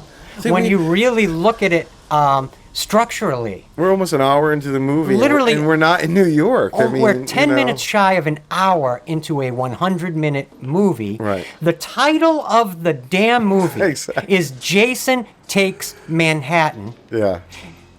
If you were watching this movie on opening night, you might be tempted to check your watch and say, wait a minute, there's only 30 minutes left? Where's Yeah. New York City? Yeah. Oh, And- I would definitely be squirming at this point Yeah. in my seat. I think a lot of these scenes are actually staged well enough to be interesting and entertaining enough. But when you stop to consider where's New York City that we were where's what we were promised, the air goes out of the balloon course, almost yeah. immediately. Of course. But I just want to say though, no, go ahead. Yeah, no, say it should be called Jason Takes, Toronto. Or Jason takes a long. I've heard people Takes say a Jason takes a long boat long ride. boat ride Yeah. to Vancouver. Yeah. I want to go back to what I was talking about earlier, just to shine a positive light on this film. I'm telling you, when I saw this movie opening night, Dedham Showcase Cinemas, I'm telling you, first of all, every single time Jason appeared on screen, it wasn't that people cheered. People started standing up, Right. and then they didn't sit down again for like a minute. Yeah. It was like almost you were at more of like a rock concert than a movie. Yeah, and Kane talks about like one of his most favorite and exciting experiences ever, being Jason was when they got to Times Square, and he comes out in the full makeup, and there's just a sea of people out there, and he stayed totally in character. Like he didn't want to, change the image of Jason, and he would do those little the little look to the side back at knowing people were like looking at him, and then and everyone would go crazy. He said it literally made him feel like a Beatle. Like it was the most incredible thing he has ever experienced was being in front of this crowd as Jason. Yeah. I mean, say what you will about the quality of the series, about the quality of the movies, chapter to chapter. One thing is just not even a negligible thing you can argue against, and that is whether it's right now or 1989, there weren't very many people in the world who didn't know who Jason Voorhees was by this time. Mm-hmm. Even if someone had not seen any of these films, I can almost guarantee you they would know and could visualize Jason Voorhees. Yeah. By 1989, it just has to be said, this was one of the most iconic characters, not just in horror, but really in pop culture, in movies, in cinema history. And that legacy has only grown since these movies were being distributed by Paramount and what comes beyond. It really is important to never, ever forget, regardless of the quality of the films, look how far the Mancusos and Paramount brought this central antagonist character. Look what they built. Well, one thing you can't complain too much about in this is Jason. Like, he's a true, and like King Kong or Yeah. Godzilla or Dracula or Frankenstein. He goes beyond even being a character. He's an archetype at this point. Yeah. It's to me, it's just a distinction that these filmmakers should, wear with pride. Yeah. That they were part of the development of a character that, like Indiana Jones or even Superman or any Batman, these characters that are part and parcel in the most historic era of cinema. Well, we're at the point now where you root for Jason. Oh, and I think You know that what I happened mean? many no, I movies know, ago. but that's what I mean. But that's what I mean. A switch happens at some point with a lot of these guys, and they stop becoming just the killer, and like you said, they're pop culture. They're why we're going back to see the movies now. And I think a lot of that particular quality is credited. I would credit to Freddy. Well, sure, of You know, course, yeah. Freddie dragged Jason showed and us Michael it was Leatherface possible. Yeah, along with yeah. him into superstardom. Yeah. I'm telling you, that is exactly how I see it, as how it probably occurred in terms of the zeitgeist at that time. Yeah, I mean, that's why at this point, everyone for these major horror franchises, they're chasing Freddy in these later '80s years. You know, he's the one that's having success, that is giving them like, well, we got to make ours like that, or in this case, they're trying to pit their character against that one. And that's why every time I do refer to Jason this season as the undisputed king of killers, quote unquote, in my mind, there's an asterisk there. Because no matter who you are and what kind of a fan you are, any one of us could make an argument that any one of these characters is really the greatest of all these characters. I can see why somebody would believe Freddy is the the ultimate character of the slasher era. I can see why people think Jason, why people think Michael. I can see all of those arguments. They all make sense. But it's hard to not... I don't know. Maybe if the Freddy movies made more money and had more of a pop cultural impact, but just in terms of character iconography, it's hard to argue with Jason being the GOAT. Mm-hmm. This scene you're going to see in a second when he's going to break the glass, and he didn't realize, like... This is the shot. This makes me... hilarious. I'm sorry, but this... You know, in the movie Tropic Thunder, what do they say? You never go full retard? Yeah, well. This frickin' kid, he just went full retard. There's a piece of glass right there pointed at her face. Yeah, I noticed that. He can't see Kane, and she looks scared because she's really, like, she can see that he's pulling her towards it, and he doesn't see it, and it got a little dicey there for a minute. They introduced this quill pen earlier too, if you remember. And I think there's also set up and payoff. A continuity problem with which eye of Jason's is actually right there. They showed his eye, the wrong eye, I think, like on child Jason. Okay, whoa. So wait, so you're suggesting they did the makeup backwards? Yeah. Okay. I think they reversed it from what was in the original movie. Realistically, but again, it could be her in her mind. It doesn't matter. Arguably, realistically, Jason just stabbed himself in his one good eye. If that's the case? No, that's the thing. Because it's now reversed? It's now reversed, okay. Got it. I like that what comes out of Jason's mask isn't like a stream of blood like you see in Michael's mask in Halloween 2. Yeah. But it's like that, again, it's that swampy Crystal Lake water. Unfortunately, this mask really suffers from the fabric being seen behind the eyes. The black. That is a little noticeable. Kind of a lot on this one, but... Because I don't think you really ever get any of those shots where they kind of allow you to see Kane's eyes through there a little bit. You know what I mean? I think it really quick, not to interrupt you, but I think it's really interesting the way, again, Rob Hedden stages and blocks this scene. As he first passes the strainers in the one hanging kitchen knife, you notice he had it shaking so that it kept reflecting the light, which catches the audience's attention. So when he reverses the shot back across, and that knife is not there, you definitely notice it. Yep. These are very sophisticated ways of staging sequences that I wouldn't say a neophyte director would be capable of, but I'm very impressed. Yeah, and you again, disagree, but that's I'm just all right. saying, maybe it could have been the cinematographer. Could have been the cinematographer. You're absolutely right. So the other film you're absolutely right. The other film that they were kind of modeling this boat stuff. I told you there was Nosferatu, Das Boot was mentioned, but Aliens as well. Oh, absolutely. You know, yeah, I can see that. I can definitely see that. And this scene, I believe, in a second, when we see them coming upstairs from the flooding, that is going to be the original actor Remind me again in the movie, what's the flooding coming from? What has happened to cause the flooding? Right here. Yeah, why is this flooding? I lost track. I think that, Jason is slowly like the engine room. Everything is breaking and on fire and we shut off. And Right. I don't know if Because maybe I missed it again. right here. So this is the original actor that played Sean. Oh, this is the this shot. the one shot that made it through. His name was like Lee Coleman or something like that. The original guy.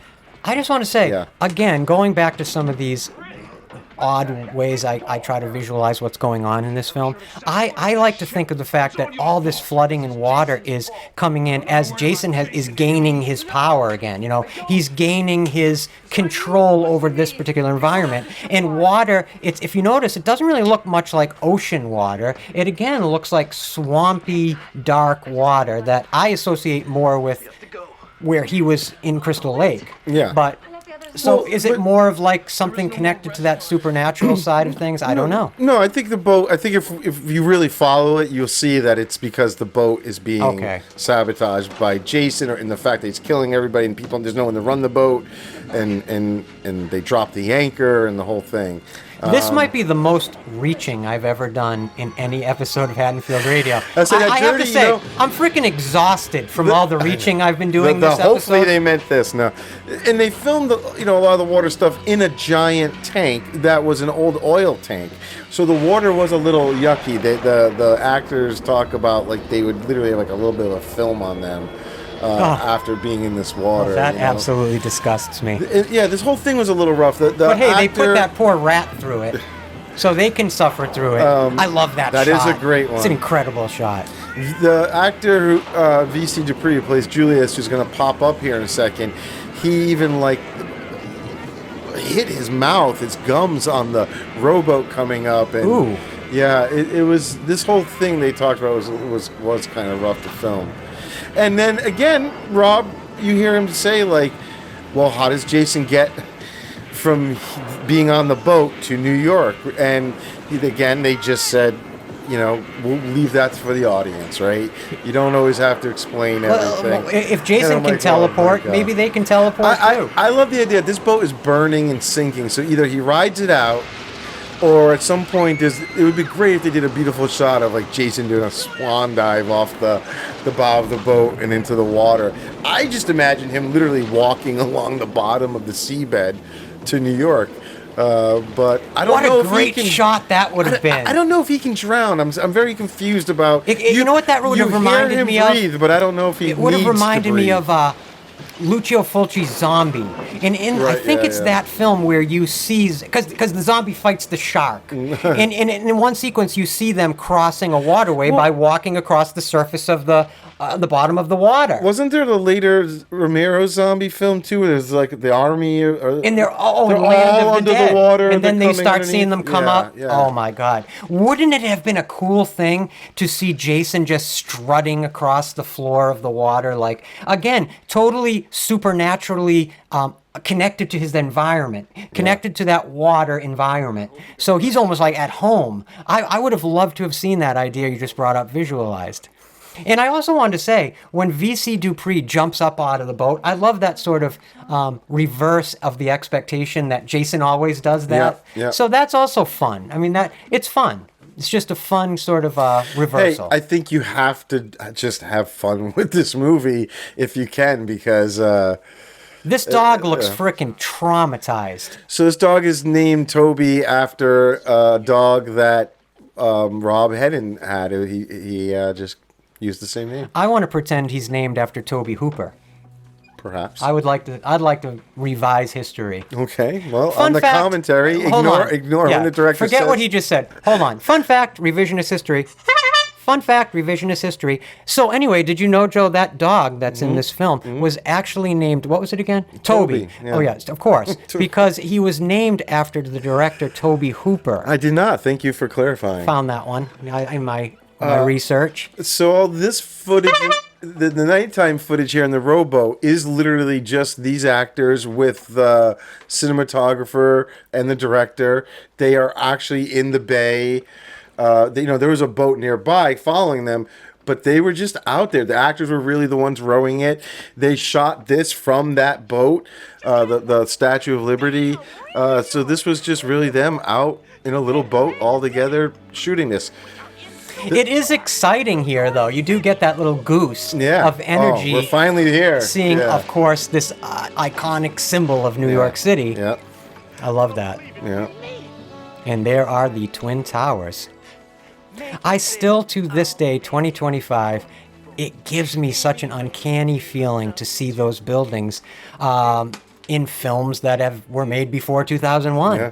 It's very, very haunting and ghostly to me and eerie and almost immediately brings me back to that era. And so this is I thought this was one of the better jokes in the movie, when Jason pops up here in a second and they have the billboard right behind him with the mask. It's one of my other favorite. Right. And also it has a Halloween reference built into it. Yeah. I don't know if it was intended to be a reference. No, I mean, it's weird when you listen to the Kane and even the directors talk about Jason. Like they bring up and Jason's head tilt. So it's like all as though like it's Jason's they both patented thing. Or they both have a head that's tilt. That's pure Michael. Of course, but. But this is great. It is great. It's a great moment. It's a great visual image. I just... And it would be very confusing to Jason. Of course. As an undead revenant. It would be extremely confusing to him. I'm still trying to figure out how much eyesight he actually has at this point, but whatever. We don't have to worry about it. Or if he even needs his eyesight at this point. Yeah. I mean, again, he's got these supernatural powers. I mean, you can sort of extend those as you will. Here are the guys we saw from the beginning of the film doing the drugs in the alley. Mm-hmm.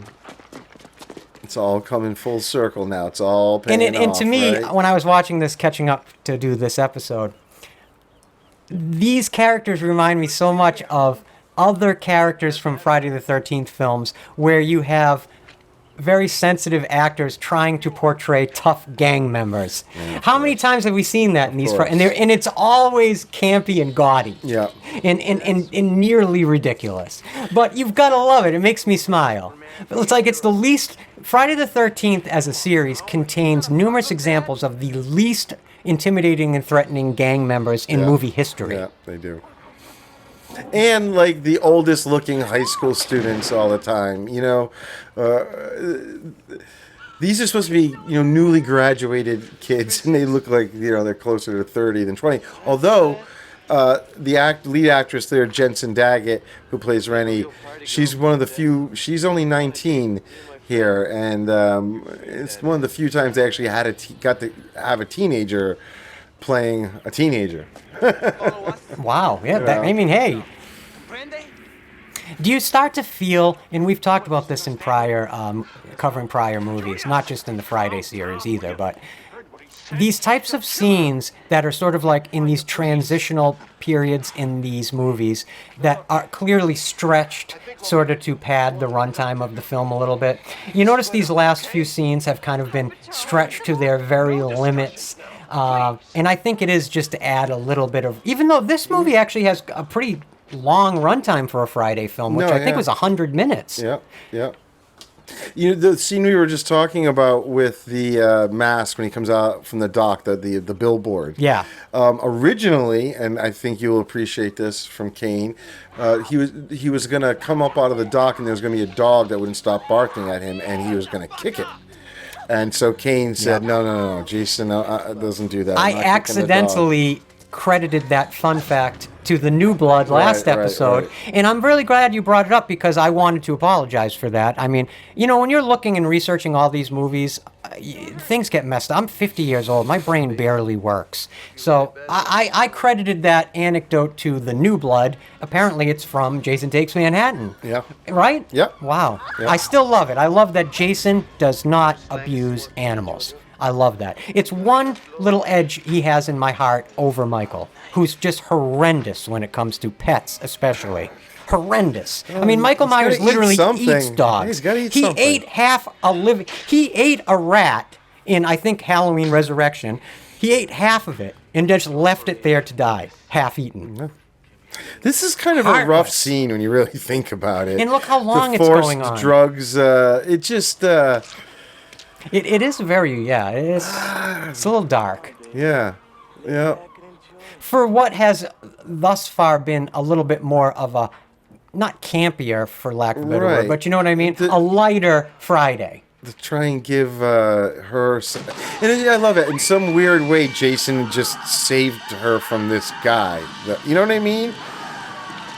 It's also the least intimidating weapon that Jason ever shoved through somebody.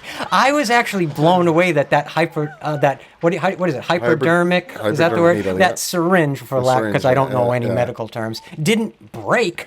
Literally going through a spine, organs, and a sternum. It doesn't really matter what he's holding. He just put his fist through. Yeah, people. that's really where you know what I mean. That's where the force comes from. You're right. And Also, here another. yeah. This I noticed as potential other accidental Halloween reference. Oh. Here, Jason is shot 6 times, and he survives, just like the first Halloween. There you go. Isn't that what Loomis keeps saying? I I think shot him 6 times. He'll always survive, Joe. Right? No, of Jason? course. Okay. But it could have been 8 shots. Oh, it could yeah, have been yeah. 4 No, of course. shots. Well. Again, I'm reaching like all frickin' hell this episode. I'm doing my damnedest here. People, I'm so sorry. I absolutely love you. I'm just doing my best here to stretch the enthusiasm out, right? Yes. I mean, God forbid. Got to be honest.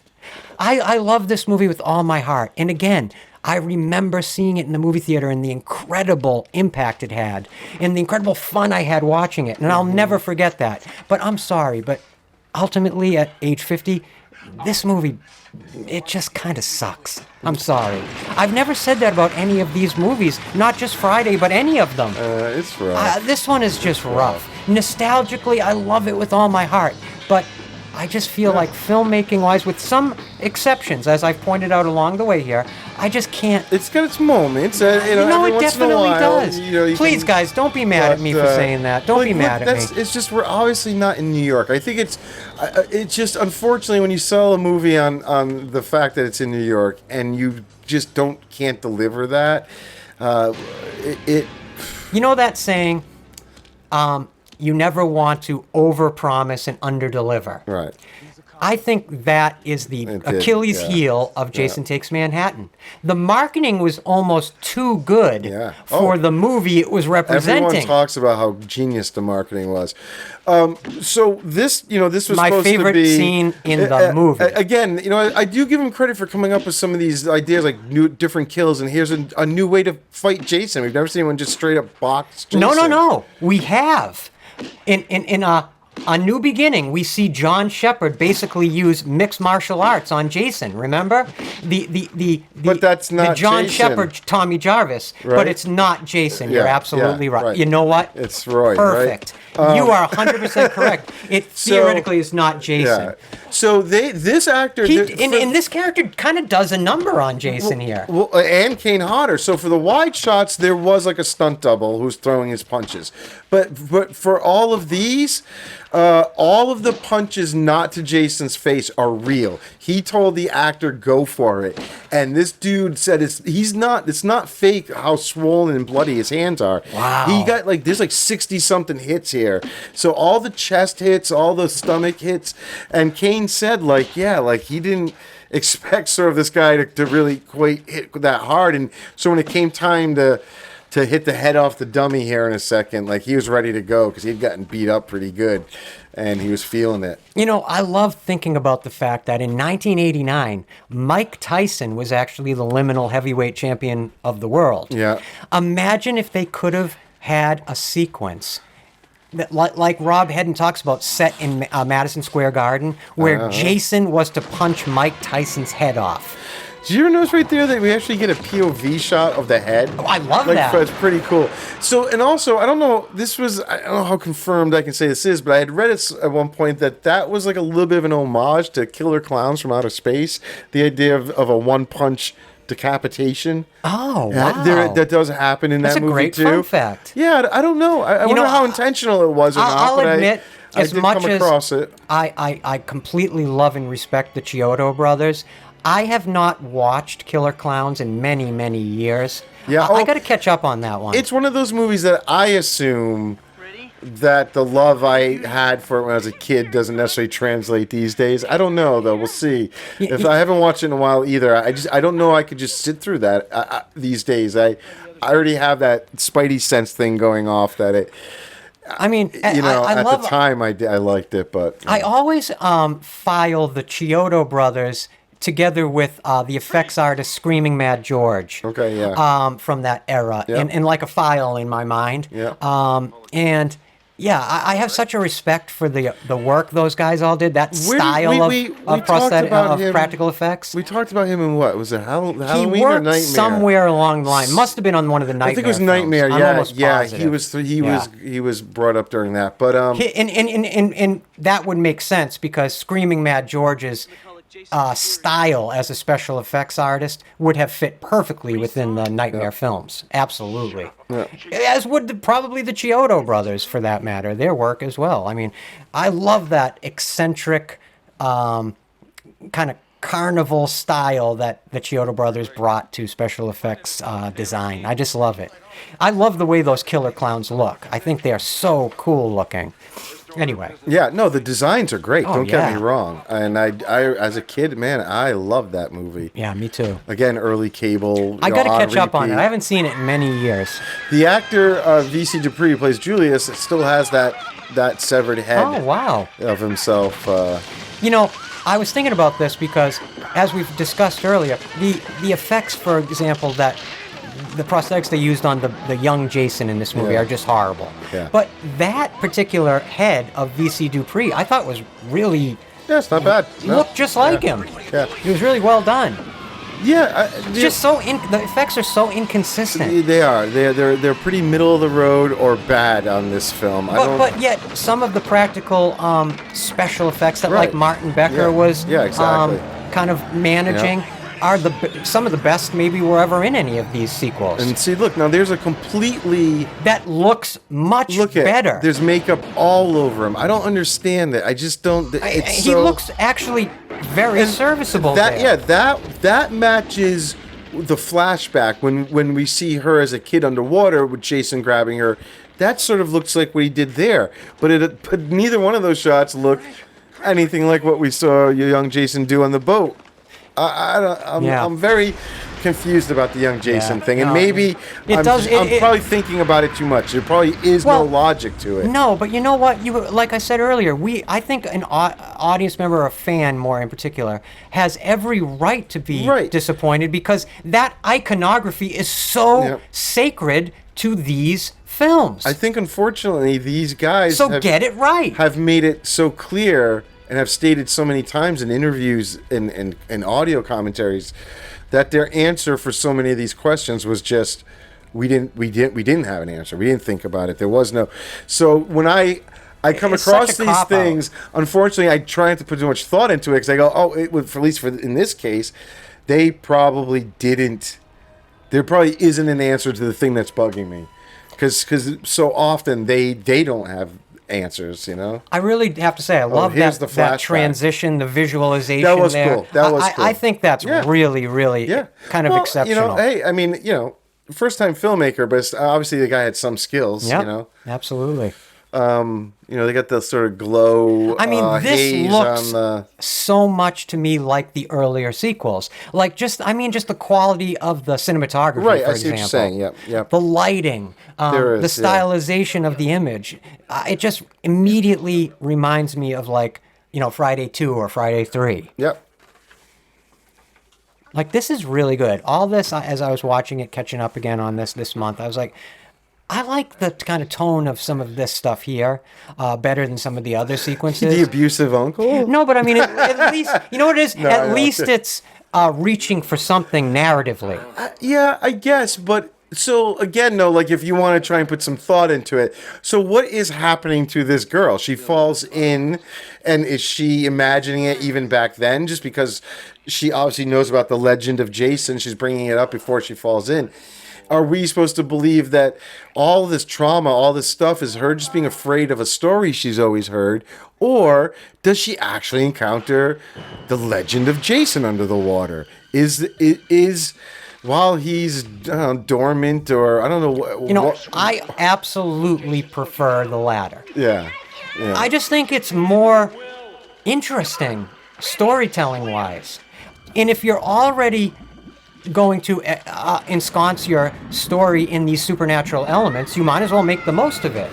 It's almost like they're implying, if you want to go that route, that while Jason, adult Jason has been killed, one of the times he's been killed, and he's under the water, dead, and all that, then this tortured soul version of him comes out and just swims under there. Child Jason is just stuck under the water until he decides to resurrect again, or I don't know. And that's really kind of leading me to think here, because I just like what you were just saying there. That's interesting. And if he has to leave the lake, then he ends up in that adult body. I think there's something in that. There's some almost like curse connection between his childhood self, the events that occurred. Who knows what the history of the land is? Was it a witch's curse? Was it a Native American curse? I've been trying to kind of look into that a little bit and kind of really deep dive into the extended lore surrounding these movies. But now, do you take into account what's about to happen then with like Jason Goes to Hell? That really kind of changes the foundation of his what he is in mythology. And I'm so glad you just asked that, because I choose to look at it like this. We've talked about how there's these two eras I talked about in earlier episodes of Jason's story. Well, there's another way to look at the eras of the Friday the 13th franchise, in that you have the first 8 movies, and that's the Paramount era, and that's one distinct beginning, middle, and end story of Jason Voorhees, okay, and Crystal Lake, okay? Mm-hmm. When Jason, melts down in toxic waste and is turned into a little mutant child again, and at the end of this movie is really the spiritual ending of Jason Voorhees. Yeah. What you get in 9, what you get in 10, what you get in the 2009 Platinum Dunes remake, these are multiversal versions of Jason and multiversal versions of Jason's story. Now, I'm again not saying it in some sort of sci-fi direction. Mm-hmm. I'm just speaking to it in terms of the way, like, you look at the Michael Myers movies. Yeah.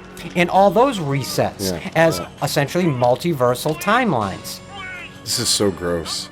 And this guy, they really just dunked on. Kane said he just dunked this guy head first in this gross stuff. And I love that it's that, like, Teenage Mutant Ninja Turtles style toxic waste. He said, it's hard. You're not just holding your breath, like, because when you come out, it's not like it's like stuck to you. It has to be wiped out of your nostrils and off your face before you can breathe again. It's like a jelly. Oh, you can tell that when it was coming out of the barrel that's not colored water. Yeah, exactly. That's some more viscous liquid. I was surprised to find out that the actual actor did that, and it wasn't some stuntman they made go under there. It actually blows my mind. But again, I think with the way they did the money stuff, they didn't hire stunt doubles if they didn't have to, Right. I thought it was just a quick little weird thing. There's a big graffiti of the word of the name Jesus right behind this couch, which obviously, this is just a reach here, obviously. That's all I've been doing all episode, but to the idea of resurrection, the idea of returning from death. There was a little bit back when we were seeing him kill the drug dealers and, all the other riffraffs, more, that's supposed to be around New York. There's some commentary by when you read reviews and stuff that how it was at the time, some of it seen as a very obvious tie-in sort of with the idea of the just say no to drugs, the Reaganism thing that was going on back then of, even though he's the bad guy, he's taking the needles and he's getting the drug dealers with their thing. You're right. It was like, I don't know. There's the Kool-Aid man in his glory, in his freaking glory. He doesn't need to be in Crystal Lake to do his Kool-Aid man entrance. I love that. I absolutely love that for Jason. That just makes my heart smile. See, if you watch that scene right there, right before And Jason, another Kool-Aid Man entrance. He's not done yet. right before Jason comes around that corner, if you look on the wall across, you can see his shadows. He's just Kane's waiting for the cue to start. Wow. Yeah. I love that. Yeah, it's now. If you look in this subway on the clear wall to the right, there says Quayton Lives. Oh, yeah. I was looking at that. So that is the name of a band that Rob Hedden was in, and it was he was actually Quayton, but let's see if I can find this now. Oh my God, Wait, Quayton Lives. So it was the band was called Quayton and the Maxi Whackers. Oh, Jesus Christ. And so yeah, he put that on there as a little, inside joke with his old band. And if you look at the poster that is up here on the right, it says Jason Lives in the bottom corner. Oh, I there. noticed that too, and Yeah. I loved that. I absolutely loved And I don't know if that was added or this whole thing is not a real New York subway car. So I'm assuming dressed it. There's also, of course, the poster that's been defaced, but it says, strangely enough, "Please, my little girl needs blood." Well, it was a poster for the Blood Bank. I know, that but graffitied over. that quote Of is course, really yes. creepy It is. on the wall Yes. in a slasher movie. Yeah, the whole thing sort of is a Yeah. little weird, right? But see, here's one of these kind of clever ways that you can sort of represent a metropolitan city area without being in New York in the idea of a subway.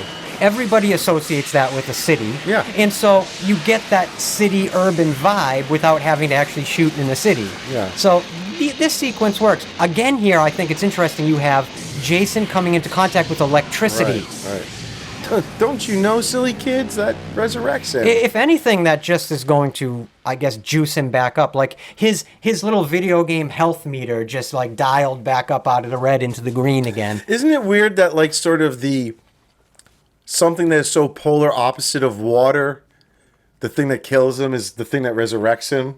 Yeah, I think it's sort of sloppy. I mean, I know it was myth-making. kind of brought in more as a Frankenstein homage initially. Oh, and there goes the piece of That art. scared the living sugar honey iced tea out of me. Sorry, Mike. We will hang that one back up properly next time. Oh my that God! gotcha. I thought somebody Beautiful literally just artwork threw a rock at me. from Mike Hatfield. Beautiful art. I love that you guys actually get to see this stuff nowadays. You get to actually see these foibles. Have I told my you all God. lately that I love you? And Because I frickin' love you. Here You. we get the actual Times Square. They faked the subway tunnel that they came up from. That there isn't one there. They just put a wall there, and if you kind of look, you can see how the actors are literally doing the old trick where they're crouched and pretending like they're walking upstairs. Oh my God, that's so when funny. they come out over here. Yeah. See, like you were talking about a number of times this episode, look at the instant value you get You know when this you is are New York. literally on the streets of New York. You know it when you're in New York.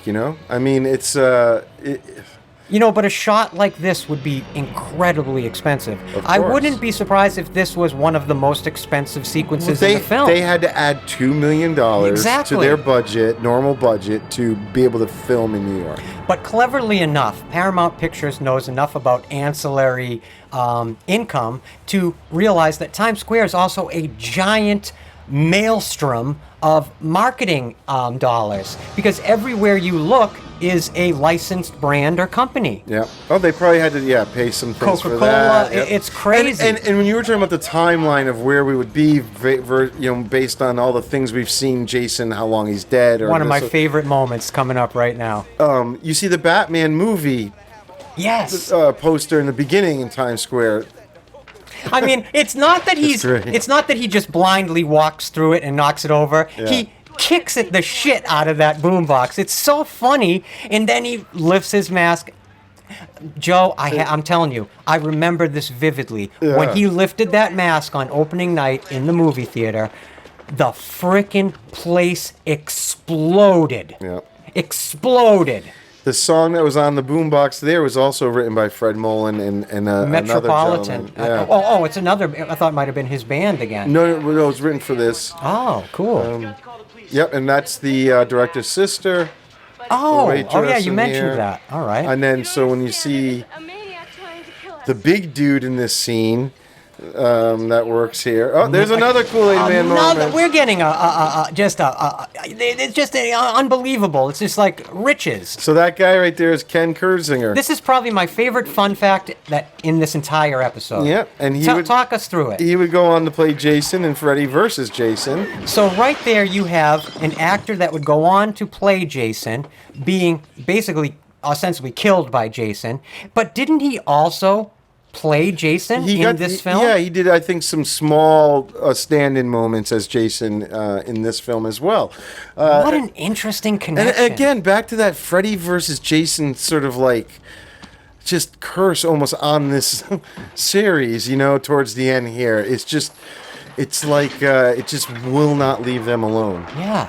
When I realized in, preparing for this episode that was Ken Kurzinger, it actually sort of blew my mind. Now, of course, the stunt community, especially in the late 80s, wasn't a giant community. Yeah. But it is an interesting connection. Yeah. I love that fun fact. Let me give it one of these. What the hell?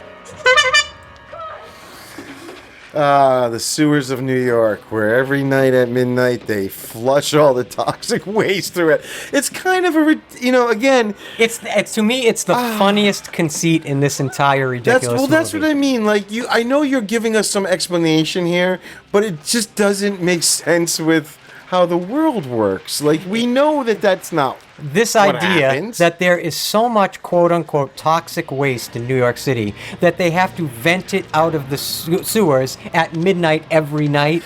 The amount of people that would accidentally get killed by that type it's of an toxic incredible waste. conceit. I know. And again, I guess they're trying to just, have fun with it, roll with it. Doesn't matter. But, if you can't. If the audience also can't let go of it, if they get stuck on something, then it's not working. Yeah. It's right. I shouldn't have to keep going like, wait, what? Toxic waste? Yeah. No, absolutely. Like this, Now, if I just don't even understand why they didn't. I don't know.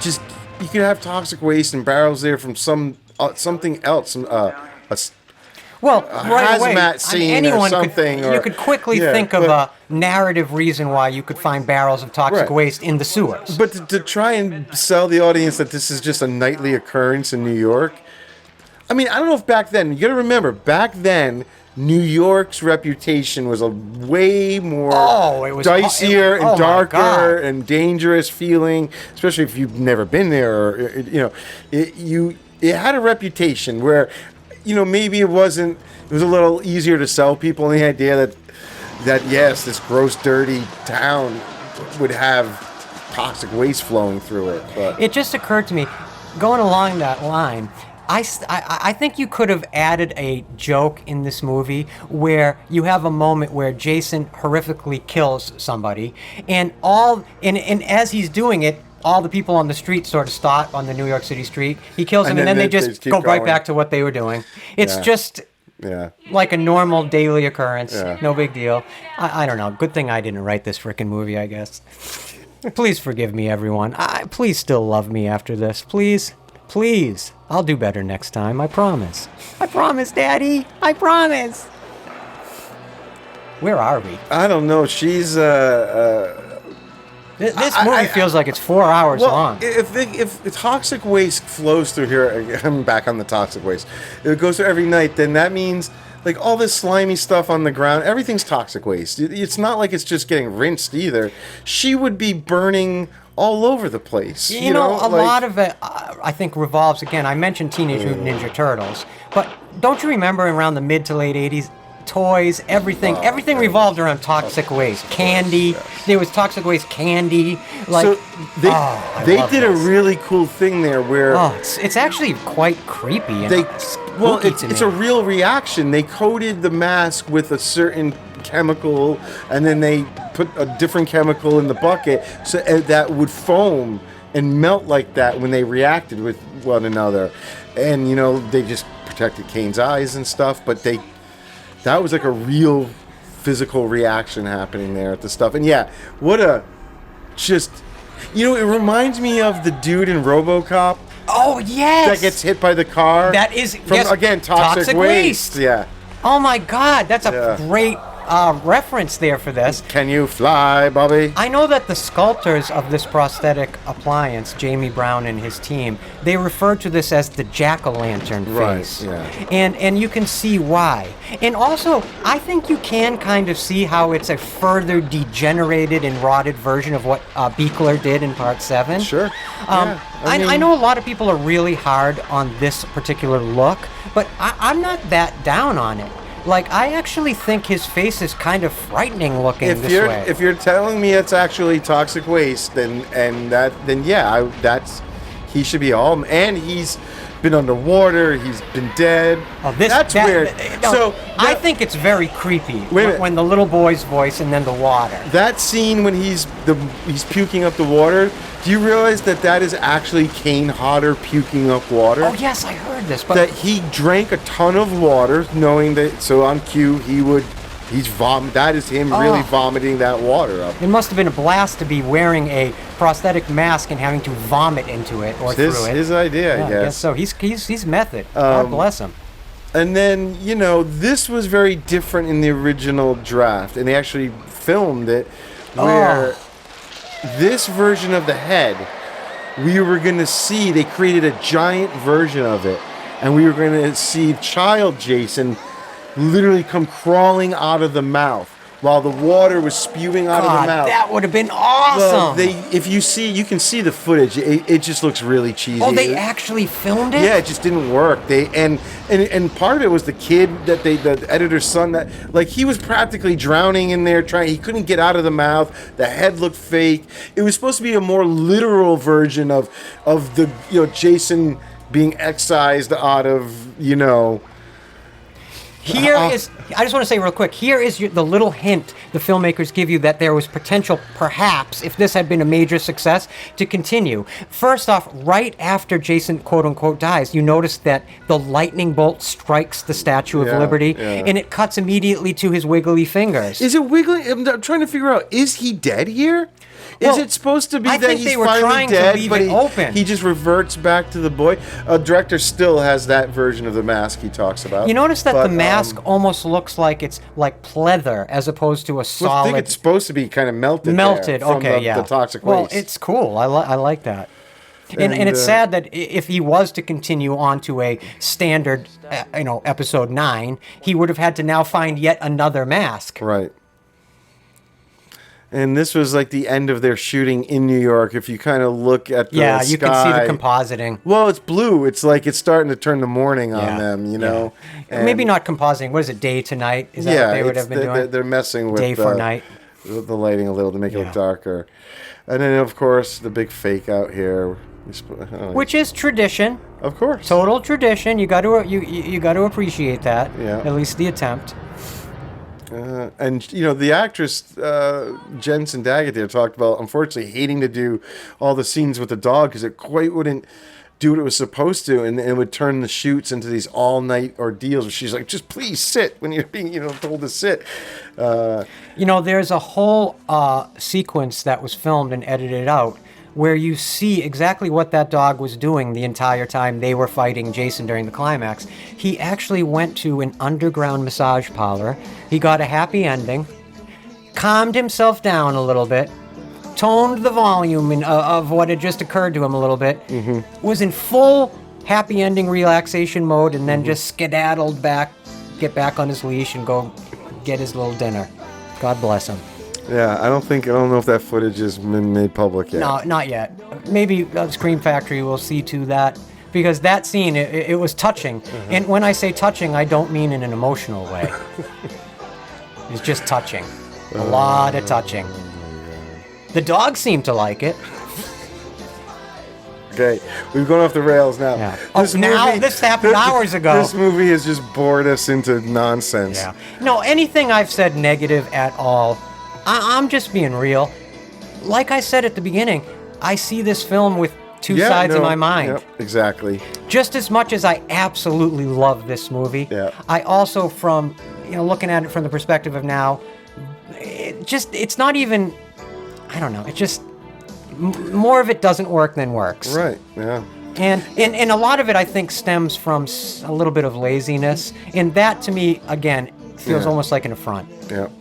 It is. It's a tough pill to swallow.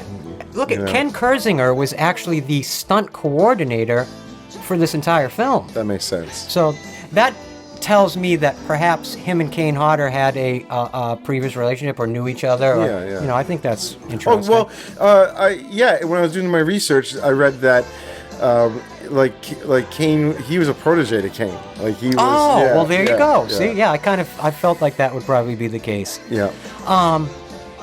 And Kane it's this.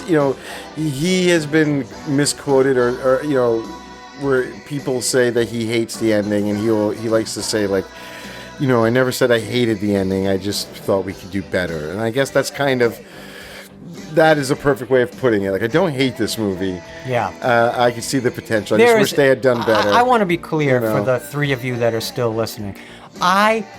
There's not one iota of hate in my heart for this film. No. Anything I feel a little negatively or a little chastised by in this film, I can get past it. Yeah. Ultimately, just like every single film we've covered in well over now 30 episodes, we love all these movies, or else why would we be doing this? Yeah.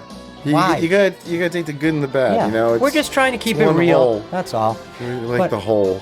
But look, I only credited Fred Mullen for that title song, "Darkest Side of the Night." Stan Meisner. Yeah, he was a. Is that who you mentioned? Yeah, as well? He was a songwriter at the time. Did a lot of. Look, they have a bunch of songs together. Well, he wrote that other guy, Stan Meisner. He wrote for like a lot of popular artists at the time. Like, okay. He was a big songwriter. Yeah. Well, listen, we've kept you guys long enough today. You guys are so patient with us. You hang with us for hours and hours and hours as we sort of sit here and just ruminate on these amazing and wonderful, fun horror movies from this era. So I'm not going to belabor the point. Obviously, I just don't want you guys to be mad at me for any negative things I said. I love everyone involved with this film. If this is your favorite Friday the 13th film ever, I totally understand that. If you literally hate this movie, again, I can understand that. Mm-hmm. I feel like I'm right in the middle, kind of leaning negative, but I'll never, ever, ever, ever let go of that night I saw it on in the movie theater opening night. That's what it's all about. Yeah, no. And that audience that night loved this movie. Loved this movie. Yep. And left the theater thrilled and praying that there would be more. And ultimately that's what I want to leave it with. Yeah. Leave you no matter what, how you want to talk about the film as like from a filmmaking point of view, but it will always has that wonderful memory from my childhood of just one of those films that was just in there, just it's just in there, as and it's in a good way, it's a good memory. I agree with you. This was one of those horror movies that was on a rotation on pay cable. Oh yeah, that's definitely where I saw this one. Yeah, this is one of those movies that would just be on all the time. Yep. And I would watch it from like the halfway point or the 3/4 of the way point or the beginning. If it's one of those things, if I flipped the channel to whatever it was on and it was on, you're going to sit there and watch it. And I would do that to this day. I do love all of these films and respect everyone that put their heart into getting them made. But anyway, this is the end of an era. The end of the Paramount era, the end of so much. Everything changes again for the Friday the 13th franchise as we move forward. Amazingly enough, in terms of our traditional Friday the 13th episodes, we only have 3 left. I know, it's crazy. How is that possible? 3 more official films, right? We're going to have a couple bonus episodes for you guys to look forward to along the way. We'll keep that a little close to the vest for now. We're going to finish up the year. We're going to the season should last almost the whole You'll get rest of the year. 13 full episodes this season, regardless of there being 11 Friday movies that we're going to cover. You could say there was 12 if you count Freddy vs. Jason, but if you didn't know this, we already covered that movie and did a full episode on it as our season 2 season finale. Yep. So if you want to check that out, just check out our season 2 playlist and you can find our Freddy vs. Jason episode right there. We just thought that would make a great transition film between the Nightmare franchise and the Friday franchise. So that's where we put it. But anyway, we'll be back next time with one of the weirdest movies in this frickin' franchise's history. There's definitely a lot to talk about. you know? Absolutely. Yeah. There's a lot that I love about Jason Goes to Hell. Yeah, you talk about, you like to do your bring up the big swing idea. It is a big ass swing. And so I will have to say on this one, I have to go along with the big swing, and you have to respect the big swing. There's a lot going on in the next one. Very not usual, but also we're in a weird way. You know, we're getting Sean Cunningham back, so it's like, you know, it's kind of like going back to the beginning again and starting a whole new timeline that got so stifled by greed and ego that it never got off the ground. Yeah. And it's tragic. Yeah. It's tragic that the character of Jason Voorhees, that the mythos and the lore of Crystal Lake has been obscured all these years, essentially, because of greed and ego. Let's be honest. But we'll talk about all that next time, and we'll get there when we get there. But so yeah, for episode 31, we'll be back next time with our deep dive into Adam Marcus's Jason Goes to Hell, the final Friday. So I'm looking forward to that. Yeah, it's going to be a fun one. Then we're going to be doing Jason X, and of course our season 3 finale will be the 2009 killer cut of Platinum Dunes Friday the 13th. Well, not remake. our finale, but the last one of this list, and then there'll probably be the I'm saying it'll be our Friday the 13th finale. Yes. Season finale. Anyway, we love you guys. Yeah. We thank you guys. Thank you so much. You guys have stuck with us here for a while today. We really, really appreciate that. I hope you guys enjoyed this episode and hanging out with us down in Joe's basement. We loved having you, and we can't wait to be back next time, right? Right. Anything else? If you guys haven't, hit that subscribe button, and killer mommy, killer. And I guess I've got nothing else. So until next time, my name, as always, has been Christian White, and I'm Joe Francazio. Ilalo, okalega ko, Halloween.